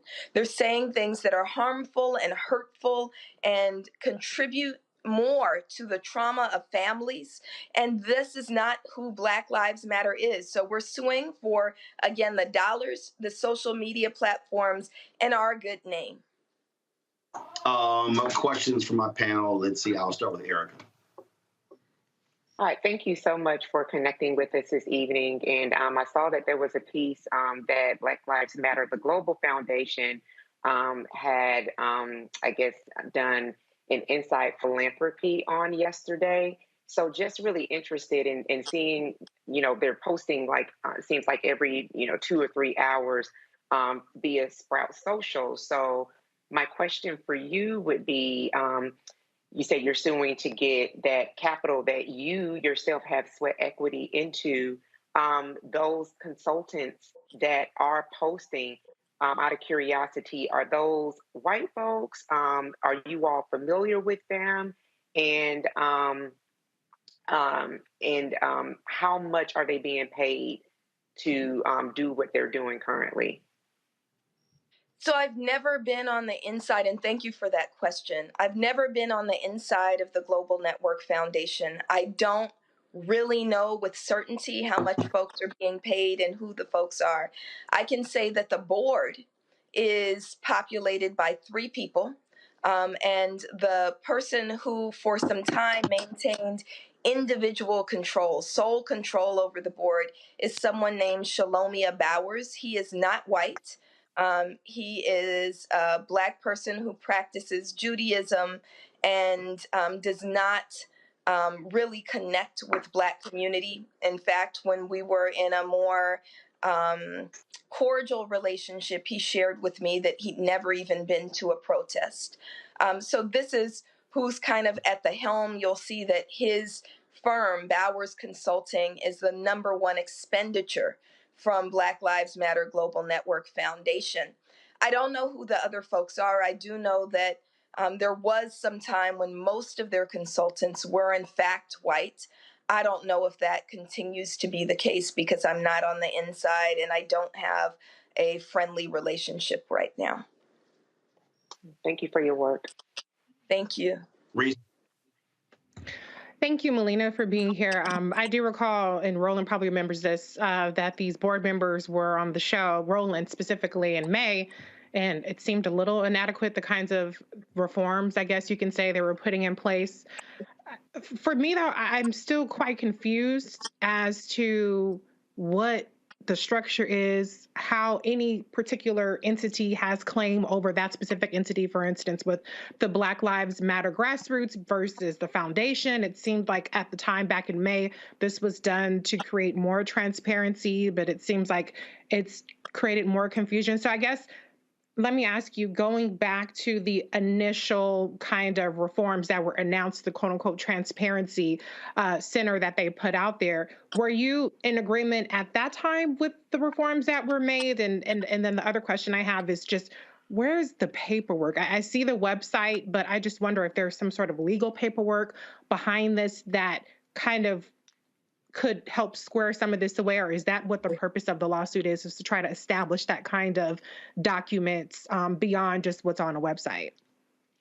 Right. So that is the purpose of the lawsuit. And thank you for that question. Let me say that the Global Network Foundation can't even spell transparency, like quite literally.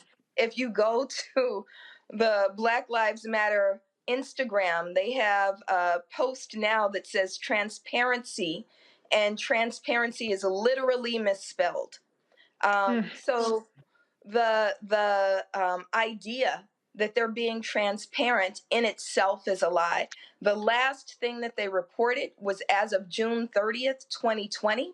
We don't know what Bowers has paid himself since June 30th, 2020. We know that first reporting period was $2.2 million.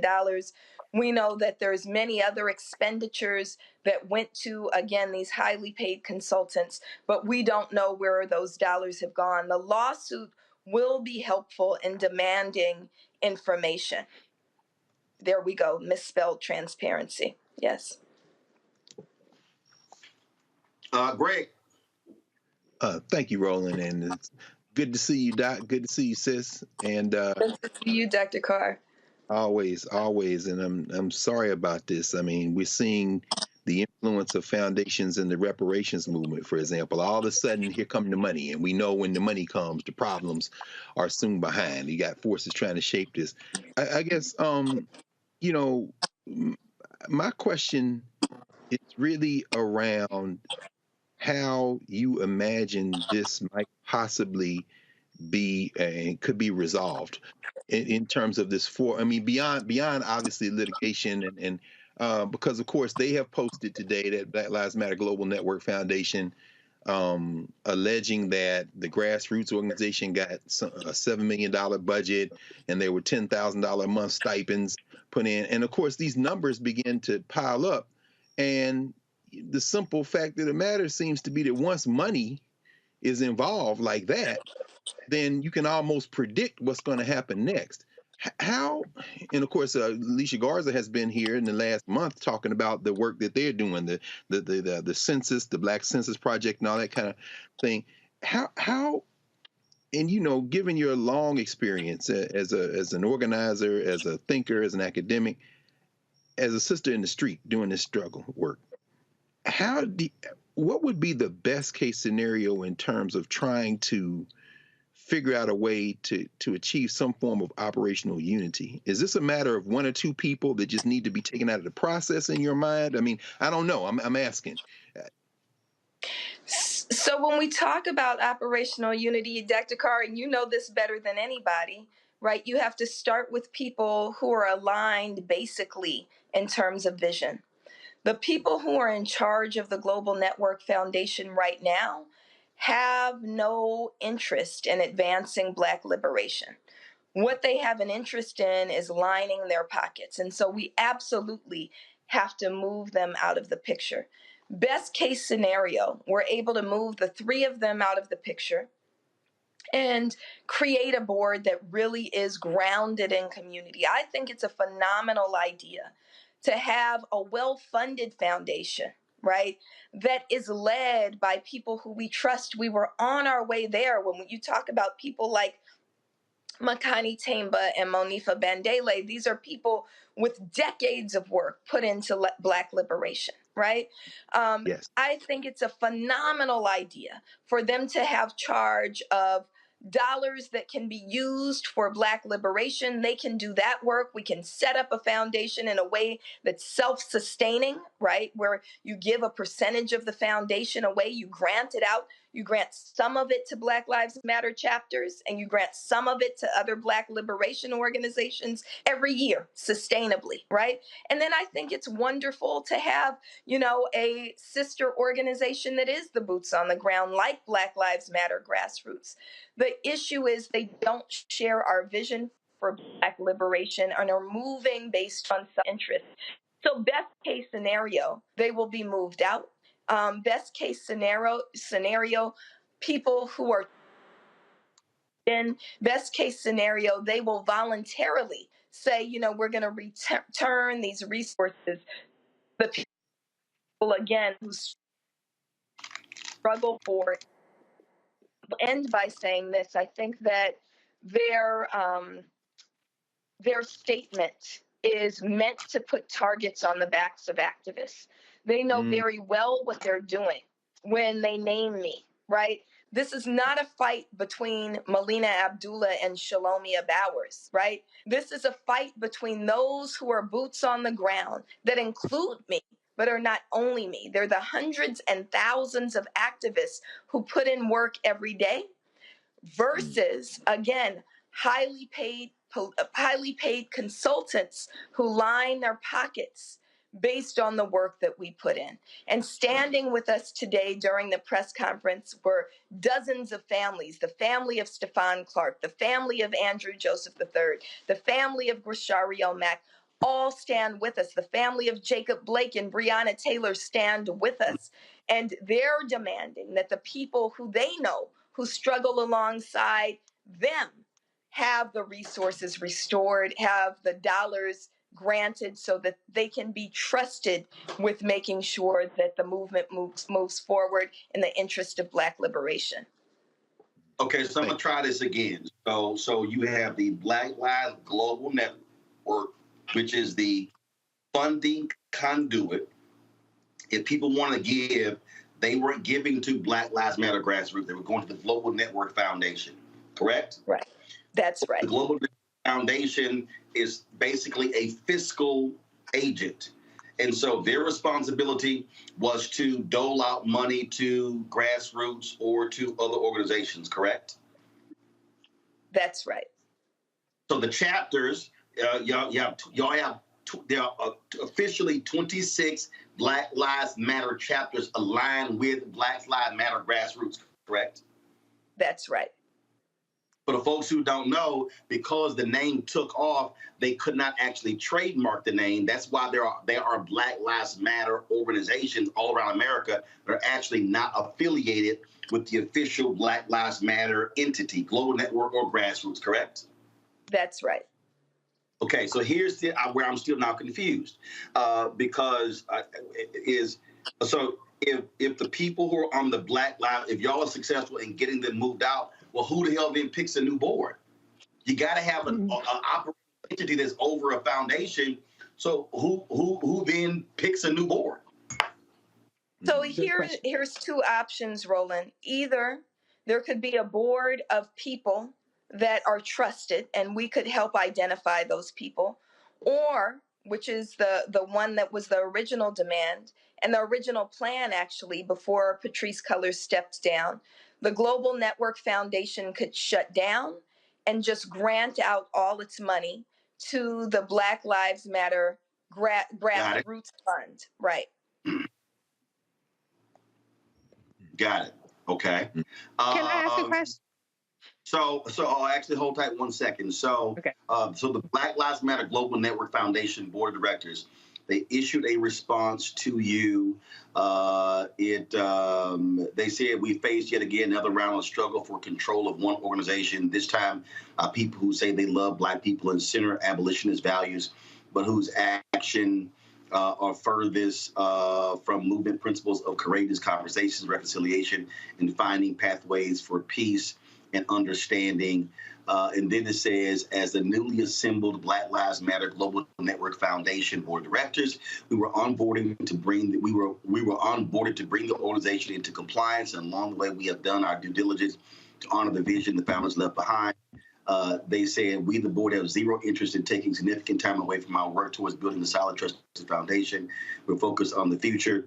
And then they said the foundation board requested on over 10 occasions private mediation or meetings with Melina Abdullah and BLM grassroots, including and regarding social media policies. We did so in order to stay true to the principles of abolition. But Melina and BLM-GR ignored or refused our offers. Is that true? No, that's a blatant lie. And in fact, we have a letter requesting that of them. So this is a classic case of gaslighting. We have receipts that can demonstrate that as early as March, we said return the social medias and we can mediate everything else. That was written by our attorney of record at the time, George Fothery, and it went unresponded to. And there are many, many subsequent requests to do that. They say that you, they say that you take issue with, quote, not being given control of all financial assets and the social media accounts. They also say since Patrice's departure, quote, Melina Abdullah and BLM grassroots have sent threatening letters and attacked the livelihood of BLM GNF's board members directly.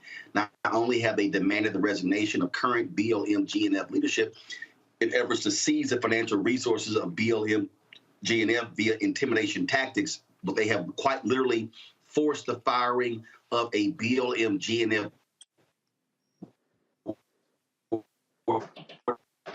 member from her job community. You respond to right.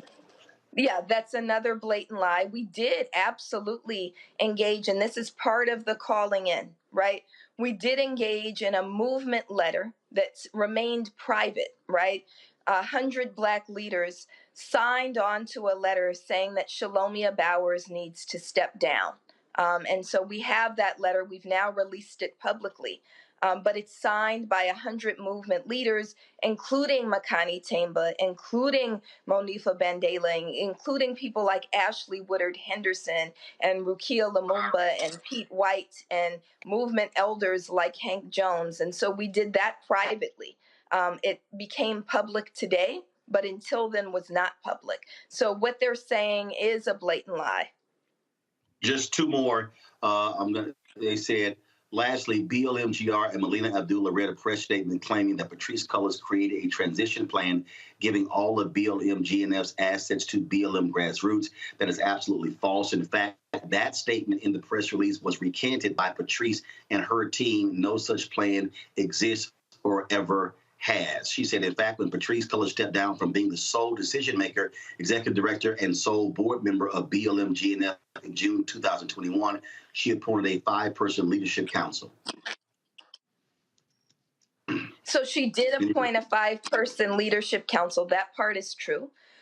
It is true that they did not want the statement that was approved by Patrisse yesterday morning released. And part of that is because of her legal fears. There is a transition memo, which I have a copy of. And so, again, we have receipts. And so, you know, at no time, my mother and my grandmother always say, if you lie, you'll steal. If you steal, you'll kill. Right. So it scares me away from lying. And so most people, even my enemies, will say she doesn't lie. So there are no lies. But those who steal probably lied first. And so I want to be very clear that there was a transition memo, and there is a transition memo, and we have copies of it. Last point here, they say, Bill, that your grassroots has received $7 million this year, and that also they said soundness in the decision not to transfer further assets of BLM GNF was reinforced when BLM GNF learned that BLM GR, which is your entity, grassroots, leaders were giving themselves $10,000 monthly stipend while claiming they were volunteer leaders instead of allotting those resources to either further developing their grassroots infrastructure or redirecting those funds to local organizers. Is that true or false that the Black Lives Matter grassroots leaders were giving themselves $10,000 monthly stipends? That's an absolute fabrication. I don't even know where they get that from. So that's absolutely untrue. Okay. All right. Well, I certainly had said before to Shalom actually follows me on Twitter. I sent him a DM a few months ago. I've told the PR people I still would love to have them on because I still am absolutely confused. Reese asked the question. I'm still absolutely confused by the whole infrastructure. It is sort of all over the place. I'm still trying to quite understand it. I got a guess that's been holding for quite some time, but Reese, real quick with your question. Oh, my question just real quick is there an actual structure, organizational structure with some sort of bylaws or some sort of articles of incorporation for the grassroots side that is in the position to take over for the funding and the things that are kind of in dispute? So the Global Network Foundation claims transparency, but again, they can't even spell transparency. So I don't know what they have. I can say that Black Lives Matter grassroots absolutely has. Melina, her question was for you, for grassroots. Do y'all have established hierarchy? Who's at the top? Who's number 2, number 3? Bylaws, all stuff that governs Black Lives Matter grassroots? We do. We do have bylaws. I want to close also. I'm sorry. Is that published? It should be, because we just filed for a legal status in California, which makes everything public. So I'm happy to share those bylaws with you. Okay. All right. I want to say though, Roland, I want to be clear about what they've done by using the platform that we built in order to attack us. And what that means, that with active threats that they're very well aware of on my life, and you've reported on this, that when they do that, when they have millions of followers, they're opening us up to physical danger. Our names shouldn't be put out for targeting without their names, without them also being on the line. So people should investigate who is Shalomia Bowers, who is Cecily Gay, who filed for bankruptcy 3 or 4 times and wears shirts that say things like, I'm billing you for this conversation. Who is Dejanay Parker, who is, you can look at her Instagram and see that she's basically a lingerie model, right? And what qualifies these people to be the leaders, the so-called leaders of the largest racial justice movement of our lifetime and perhaps in history. All right.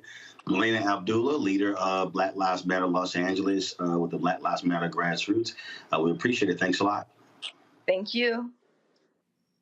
Wow. It is certainly unfortunate that that all of this is going down.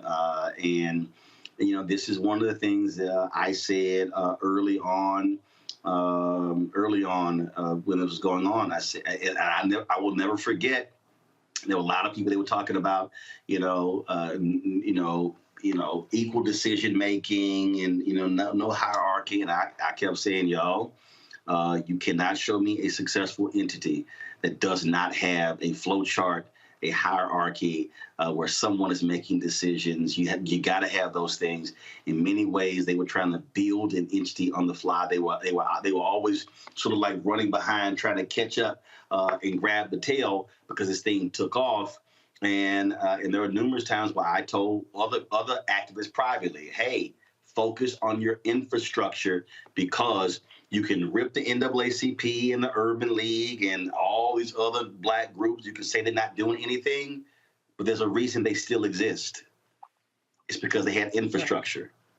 They had rules. They had a hierarchy. They had processes and procedures. Doesn't mean they didn't go through problems. Doesn't mean you haven't had lawsuits and things along those lines. But this is why you have to have infrastructure. And Greg, take us to the break. What does Stokely Carmichael say? You had never seen a Black person achieve anything as an individual. It was always through group dynamics. Always through organization. And we have to understand, we do have real enemies in the world. When we look at the Student Nonviolent Coordinating Committee, a great deal of those funds were generated after the organization was founded and put together. Ella Baker was very clear they should have that infrastructure, and they did that. But we know that those funds dried up once they came out against Vietnam.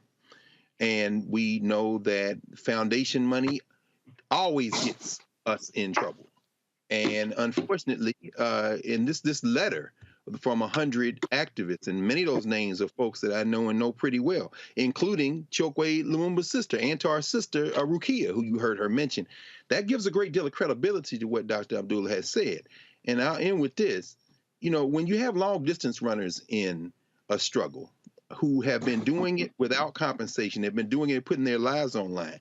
When people all of a sudden flood a movement with money, always question their motives. This is what I'm thinking about when I mentioned the reparations movement at this point, where people are starting to be spokespeople and out here talking about reparations. But there are a lot of people still in prison. There are political prisoners. There are a lot of folks who have suffered as a result of being in the movement. When things start getting subsidized, you better, A, have your paperwork straight, as you say, and B, always operate as if this money will go away. Because movements aren't funded and subsidized. And again, I mean, thank you again, Roland. Black media, not just black media. What'd you say, Roland? You can't be black media and be scared?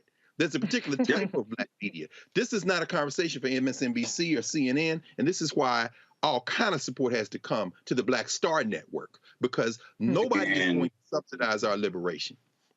And there's no other black, and I can't say it this, and this is not personal, but the reality is there's no other black-owned media company that actually has a daily show doing what we're doing. Folks, got to go to a quick break. Going to come back. Pew dropped his new study, asking about reparations, asking black people about them, and they know they believe their ancestors were enslaved. Some interesting answers. I got lots of questions. We'll have those next. Roland Martin on the Black Star Network.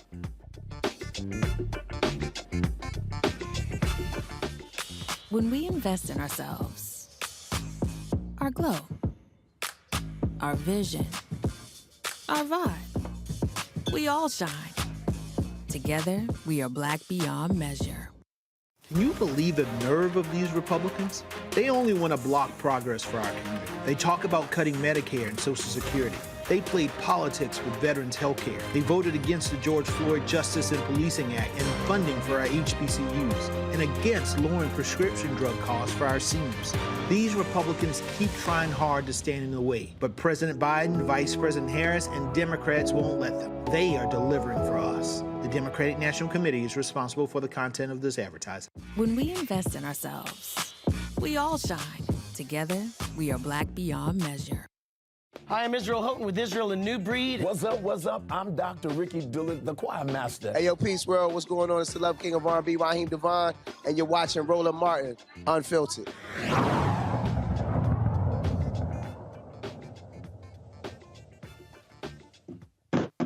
All right, folks, a new Pew Research Center report explores differences in how Black Americans view social status of the U.S. Black population, assessments of racial inequality, visions for institutional and social change, and the outlook on the chances that these improvements are going to be made. Kiana Cox is a research associate from the Pew Research Center. She joins us right now to break down these findings. Kiana, glad to have you here. So I'm in this group chat with a lot of Black journalists and media folks, and earlier they were like, we sort of got an issue with how some of these questions were parsed, how they were raised, the whole issue of Black people, 57% of Black folks saying their ancestors were enslaved, 34% said they didn't know, 8% said they were not. I saw Nicole Hannah-Jones tweeting about this as well. So just let's start there.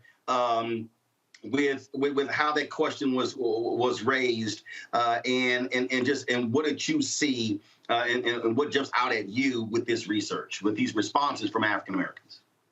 Sure. So that question about knowledge about ancestors came from a report that we published back in April, which looked at how Black Americans viewed their personal identity and also how much they felt they knew about both U.S. Black history and their ancestral history. So the question was phrased in terms of as much as they know about their own history, to what extent do they know whether their ancestors were enslaved at all, be that in the United States or in another country, and we also gave them the option of saying, well, I'm not sure. So that question was, it was for them to evaluate their own knowledge in terms of their ancestral history. Gotcha. All right. So just give us the top line of this survey. What jumps out that for you the most? What jumps out? Sure. So in this new report, the thing that we felt was most important to communicate in terms of how Black Americans view their position in the country is that they are, on the one hand, have very clear critiques about U.S. institutions. They also have very clear ideas about pathways toward inequality. But at the same time, there exists this very broad skepticism that U.S. society can change, that any of those institutions will change, and that they will ultimately reach equality in the country at all. So there's this sort of this twofold view that comes out of this, that there are clear ideas about what's needed to be done, but also broad pessimism that any of it will actually happen. Okay. Reparations, one of the questions y'all asked about? Yes. And so we asked what was So we found that nearly 80% of Black adults felt that descendants of people who were enslaved in the United States should be repaid in some way.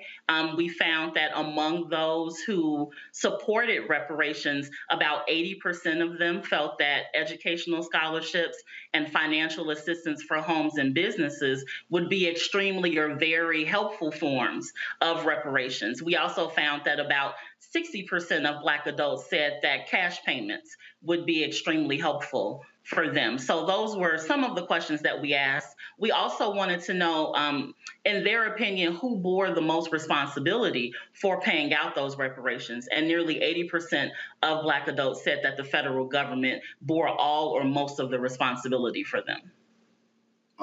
Let's see here. I know my panel has some questions. Greg, you go first.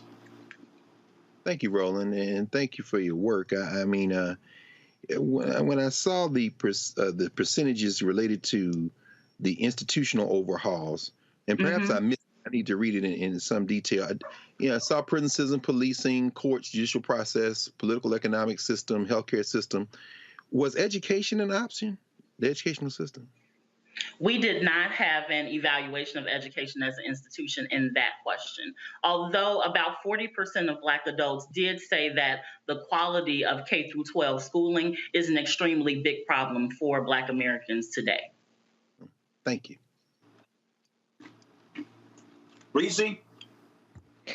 Thank you for your work. Can you talk a little bit about how, even though there was a lot of pessimism, rightfully so, in terms of systemic change that's going to drastically or lead to equality for Black Americans, there was still a high level of Black people who responded that still believed in the importance of voting and, being civically engaged. Can you talk a little bit about those findings?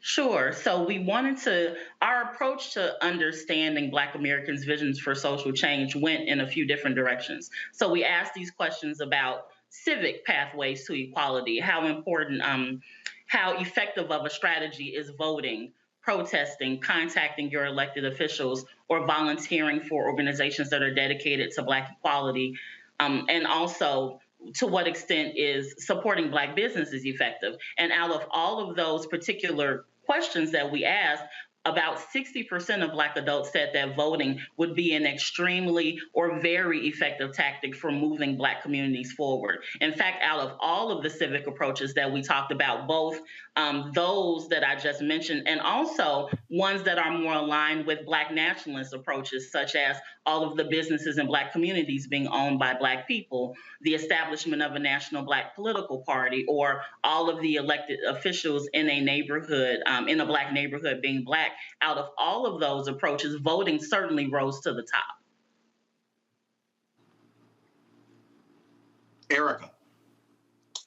Yeah, thank you so much for this reporting. And what I found to be very interesting was the Black Democrats, Black Republicans.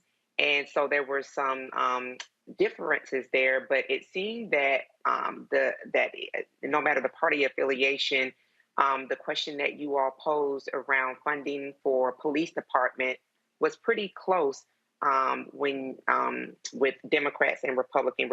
Funding for police departments in their communities should be decreased. It seems like there was an equitable response there.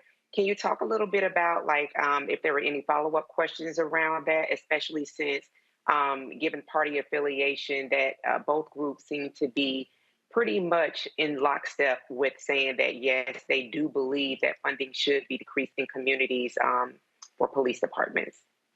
Sure. So there's actually quite a bit of uniformity around views on police funding that we found in our survey. So about 35% of Black adults thought that funding for police departments in their community should be increased. About 40% said that funding should remain the same, and about 23% said that funding should decrease. And we did ask a follow-up question to those who said they wanted funding to decrease. We said, okay, if you want funding to decrease, what should be the top priority for those reappropriated funds? And 40% of Black adults said that those reappropriated funds should go to medical services, mental health services, and social services. But to your point, there is very little variation in that and how those results parse out across all demographics of Black Americans that we surveyed. There's very little variation in terms of the majority of Black Americans want funding to stay the same or increase,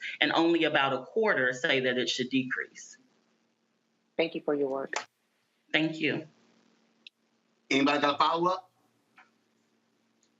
Yeah, I'll ask a quick follow-up. This whole crafting of this reparations question around those being enslaved in the United States I am firmly against this lineage-based argument, although I understand legally why it would be perhaps the best strategy, even as it would probably even fail legally in terms of legal challenge. But I'm wondering, in terms of remedy, how do you contrast this question around lineage-based reparations with the idea of institutional remedies, i.e. scholarships? Is your sense that the same people who might say that people who are descended from Africans who were enslaved in the United States should be getting reparations exclusively would want to preclude other Black people from receiving benefits, say, for example, like educational scholarships? Well, in this particular survey, we don't have data on whether or not people should be excluded from reparations programs. What we really wanted to measure was support for reparations overall. We also wanted to measure the extent to which people thought various forms would be effective and who bore responsibility. And we also, the final question that we asked in that reparations set of questions was about the likelihood that you would see reparations in your lifetime. And very few Black adults thought that they would. So we did not ask questions about exclusion or inclusion criteria for reparations, only support and forms and responsibility. I appreciate that. Thank you. All right, then. Well, Keanu, we surely appreciate it. Thanks a bunch. Where can people go to read the full report? Sure. If you want to check out our full report, you can go to pewresearch.org/Black Voices Politics, and you'll be able to read the full report and also look at some of our other work on Black Americans. All righty. We appreciate it. Thanks a lot. Thank you. All right, folks, real quick here. A Ohio police officer is out of a job because she was being caught using the N-word. Officer Rose Valentino says she directed it at a teen who allegedly flipped her off at a local high school. She claimed that music and hearing others use the N-word desensitized her to racist language. Well, this was not the first racially motivated incident for Valentino. In 2018, she and two other officers were involved in a racial discrimination lawsuit. Now, her punk ass has no job. All right, folks, this story out of Georgia is crazy. A Black Georgia man who shot and killed a white teen claiming self-defense under the state Stand Your Ground law was found guilty of involuntary manslaughter. Mark Wilson got convicted of killing a white 17-year-old girl when he fired at a truck full of teens who Wilson says yelled racial slurs and tried to run him and his white girlfriend off the road in Statesboro, Georgia in June 2020. The jury found Wilson was not justified in using his legal gun when he felt threatened by the white teens. Wilson was acquitted of the more severe charges of murder and aggravated assault. The involuntary manslaughter conviction carries up to 10 years in prison. He'll be sentenced on September 20th. This is the thing here, Erica, when we talk about, stand your ground laws. He said they were trying to run me off the road. I'm trying to figure out, what the hell? Are you supposed to get run off?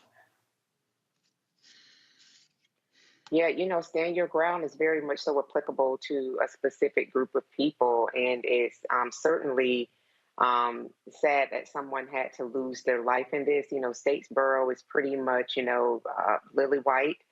They do have a college there, but I'm quite sure Rose Valentino would fit in perfectly in that community. So unfortunately for him, that comes as no surprise, that behavior. But again, I think that, we've talked about it on this show here, breathlessly driving while Black, and just remembering the same laws that do apply to some don't largely apply to all. So that he did not have that felony murder charge with the life sentence. And I think that I'd read that he was on house arrest, but that he'd been jailed and he's going to have to remain jailed until his September 20th sentencing. It's going to be really interesting to see how much time he gets, particularly that since this crime did happen in Lily White, Statesboro, Georgia. Greg, I got the sense you want to say something. No, I mean, shout out to his white girlfriend, Emma, what's her name, Rigdenware, who said she didn't hear anything, although she was scared of the truck trying to run him off the road. Said, damn, you can't back your mans up? Damn. Oh, shit. Even his own girls. I'm like, wow, boy, what you going to learn out there, Chief? Your girl said she ain't hear nothing. Damn. Good point. In Michigan, 4 law enforcement officers face charges of beating a handcuffed Black man. Police pulled over Vance D. Martin on suspicion of drunken driving. The video recorded by a nearby civilian showed state troopers Bram Schroeder and Zachary Tobito and Saginaw police officers Jordan Englehart and Dominique Vasquez trying to arrest Martin. He was punched repeatedly during the traffic stop by Schroeder and was knocked unconscious during the March traffic stop. Schroeder is facing charges, including aggravated assault. Tobito, Englehart, and Vasquez are charged with willful neglect of duty and misdemeanor for not intervening in the beating. This right here, Reese, is, thank goodness video was recorded. That's why in Arizona, they passed that law. You cannot record cops within this 8 feet range. Probably based on that law, they couldn't have got this video. If it's not the video, we don't know about a lot of these cases. And these cops, they continue to be on the force. Right. I mean, videos, body cams, one of the reasons why Valentino was fired was because she made the comment on her body cam before she even realized that she used the N-word and shut off her body cam. So, yeah, unfortunately, we're still in a day and age where you have to have footage in order for you to be believed, even if you have injuries like what this gentleman sustained. So, lock all their asses up, period. Absolutely. All right, folks, that is it for us. Let me thank Erica, Greg, and Reese for joining us. Really busy day. Sorry, folks, we got started off late. We had major technical issues. Our Skype machine crashed. Our live view couldn't connect. So the devil was busy, but we still got it done. Folks, stay out tomorrow for a long Labor weekend. We will not, of course, Labor Day is on Monday. And so shout out to the unions that created today, the workers in. And we'll be back on Tuesday, broadcasting from New Orleans. Hey, join me on Saturday. I'll be joining Crawford in D.C. So look forward to that on Saturday morning. So I'll go hang with the family. All of you watch and join us. Folks, don't forget, please support us in what we do. Download the Black Card Network app on every device, all your devices, folks. Apple phone, Android phone, Apple TV, Android TV, Roku, Amazon Fire TV, Xbox One, Samsung Smart TV, and of course, you can also join the Arena Funk Fan Club. I'm telling y'all, we really, really depend upon y'all. We got to raise $100,000 each month in a year. Need your support. So please check money orders. Go to PO Box 5196, Washington, D.C. 2037-0196. Cash App is $$ art. PayPal are Martin. Ben is art and unfiltered. Zip was Roland. Roland.com. Real quick, I got all these checks mailed. Let me thank Tommy Summer, Danny Chapman, John Williams, Mark Broomfield, Henry Curran, Vivian Hawthorne, LV, Frank, Gail Durham, Yvette Butt, Vivian Washington, Darlene, and Larry Hobbs. Thank you so very much. Irving Randolph, Elva Buford, Frank Stevers, Joseph, Marietta Harris, Deborah Hall, Marguerite Davis, Lolita Jones, Gwendolyn and Sabrina Ed, Grace Rickett, William Lee, Barbara Douglas, Clarence Albert, Ralph Miller, Tanya Bolton, Cheryl Dugan. I love Cheryl. Cheryl literally ties to us. Every single month, I get Cheryl sit out on it. Cheryl, shout out to you. Theta Crowder Coleman, Charles Brent, Lisa Veal, Green Associates, JT Samuels, Shirley Ward, Annette Ross, Cheryl Robinson, Theodore Smith, Youth in Motion, Helen Smith, Dora, Green, Ruth Collins, Kathleen Miner, and let's see here, Carol Jean Thomas, Linda Pendarvis. We've got Florentina Coles, Elijah Frank, William Matthews, Barbara Pickett, Restoration Foundation. Let's see here, Leon Bryant. I know I deposit each one, but you do it. One Life Memorial LLC.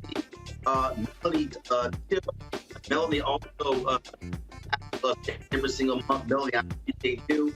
Let's see here, Jubilee Dental. Thanks a lot. Parthenia Fields, thanks a bunch. And okay, since we show tomorrow staff, I know y'all over, but these folks pay our bill. This is my last stack of checks here. Let's see here. Cheryl Taylor, thanks a lot. Jerome and Vonda Thorpe, thank you very much. Let's see, Shauna Cox. Who is this? Name, look at the name. Okay, and I got the name. I appreciate 200 check. A bunch.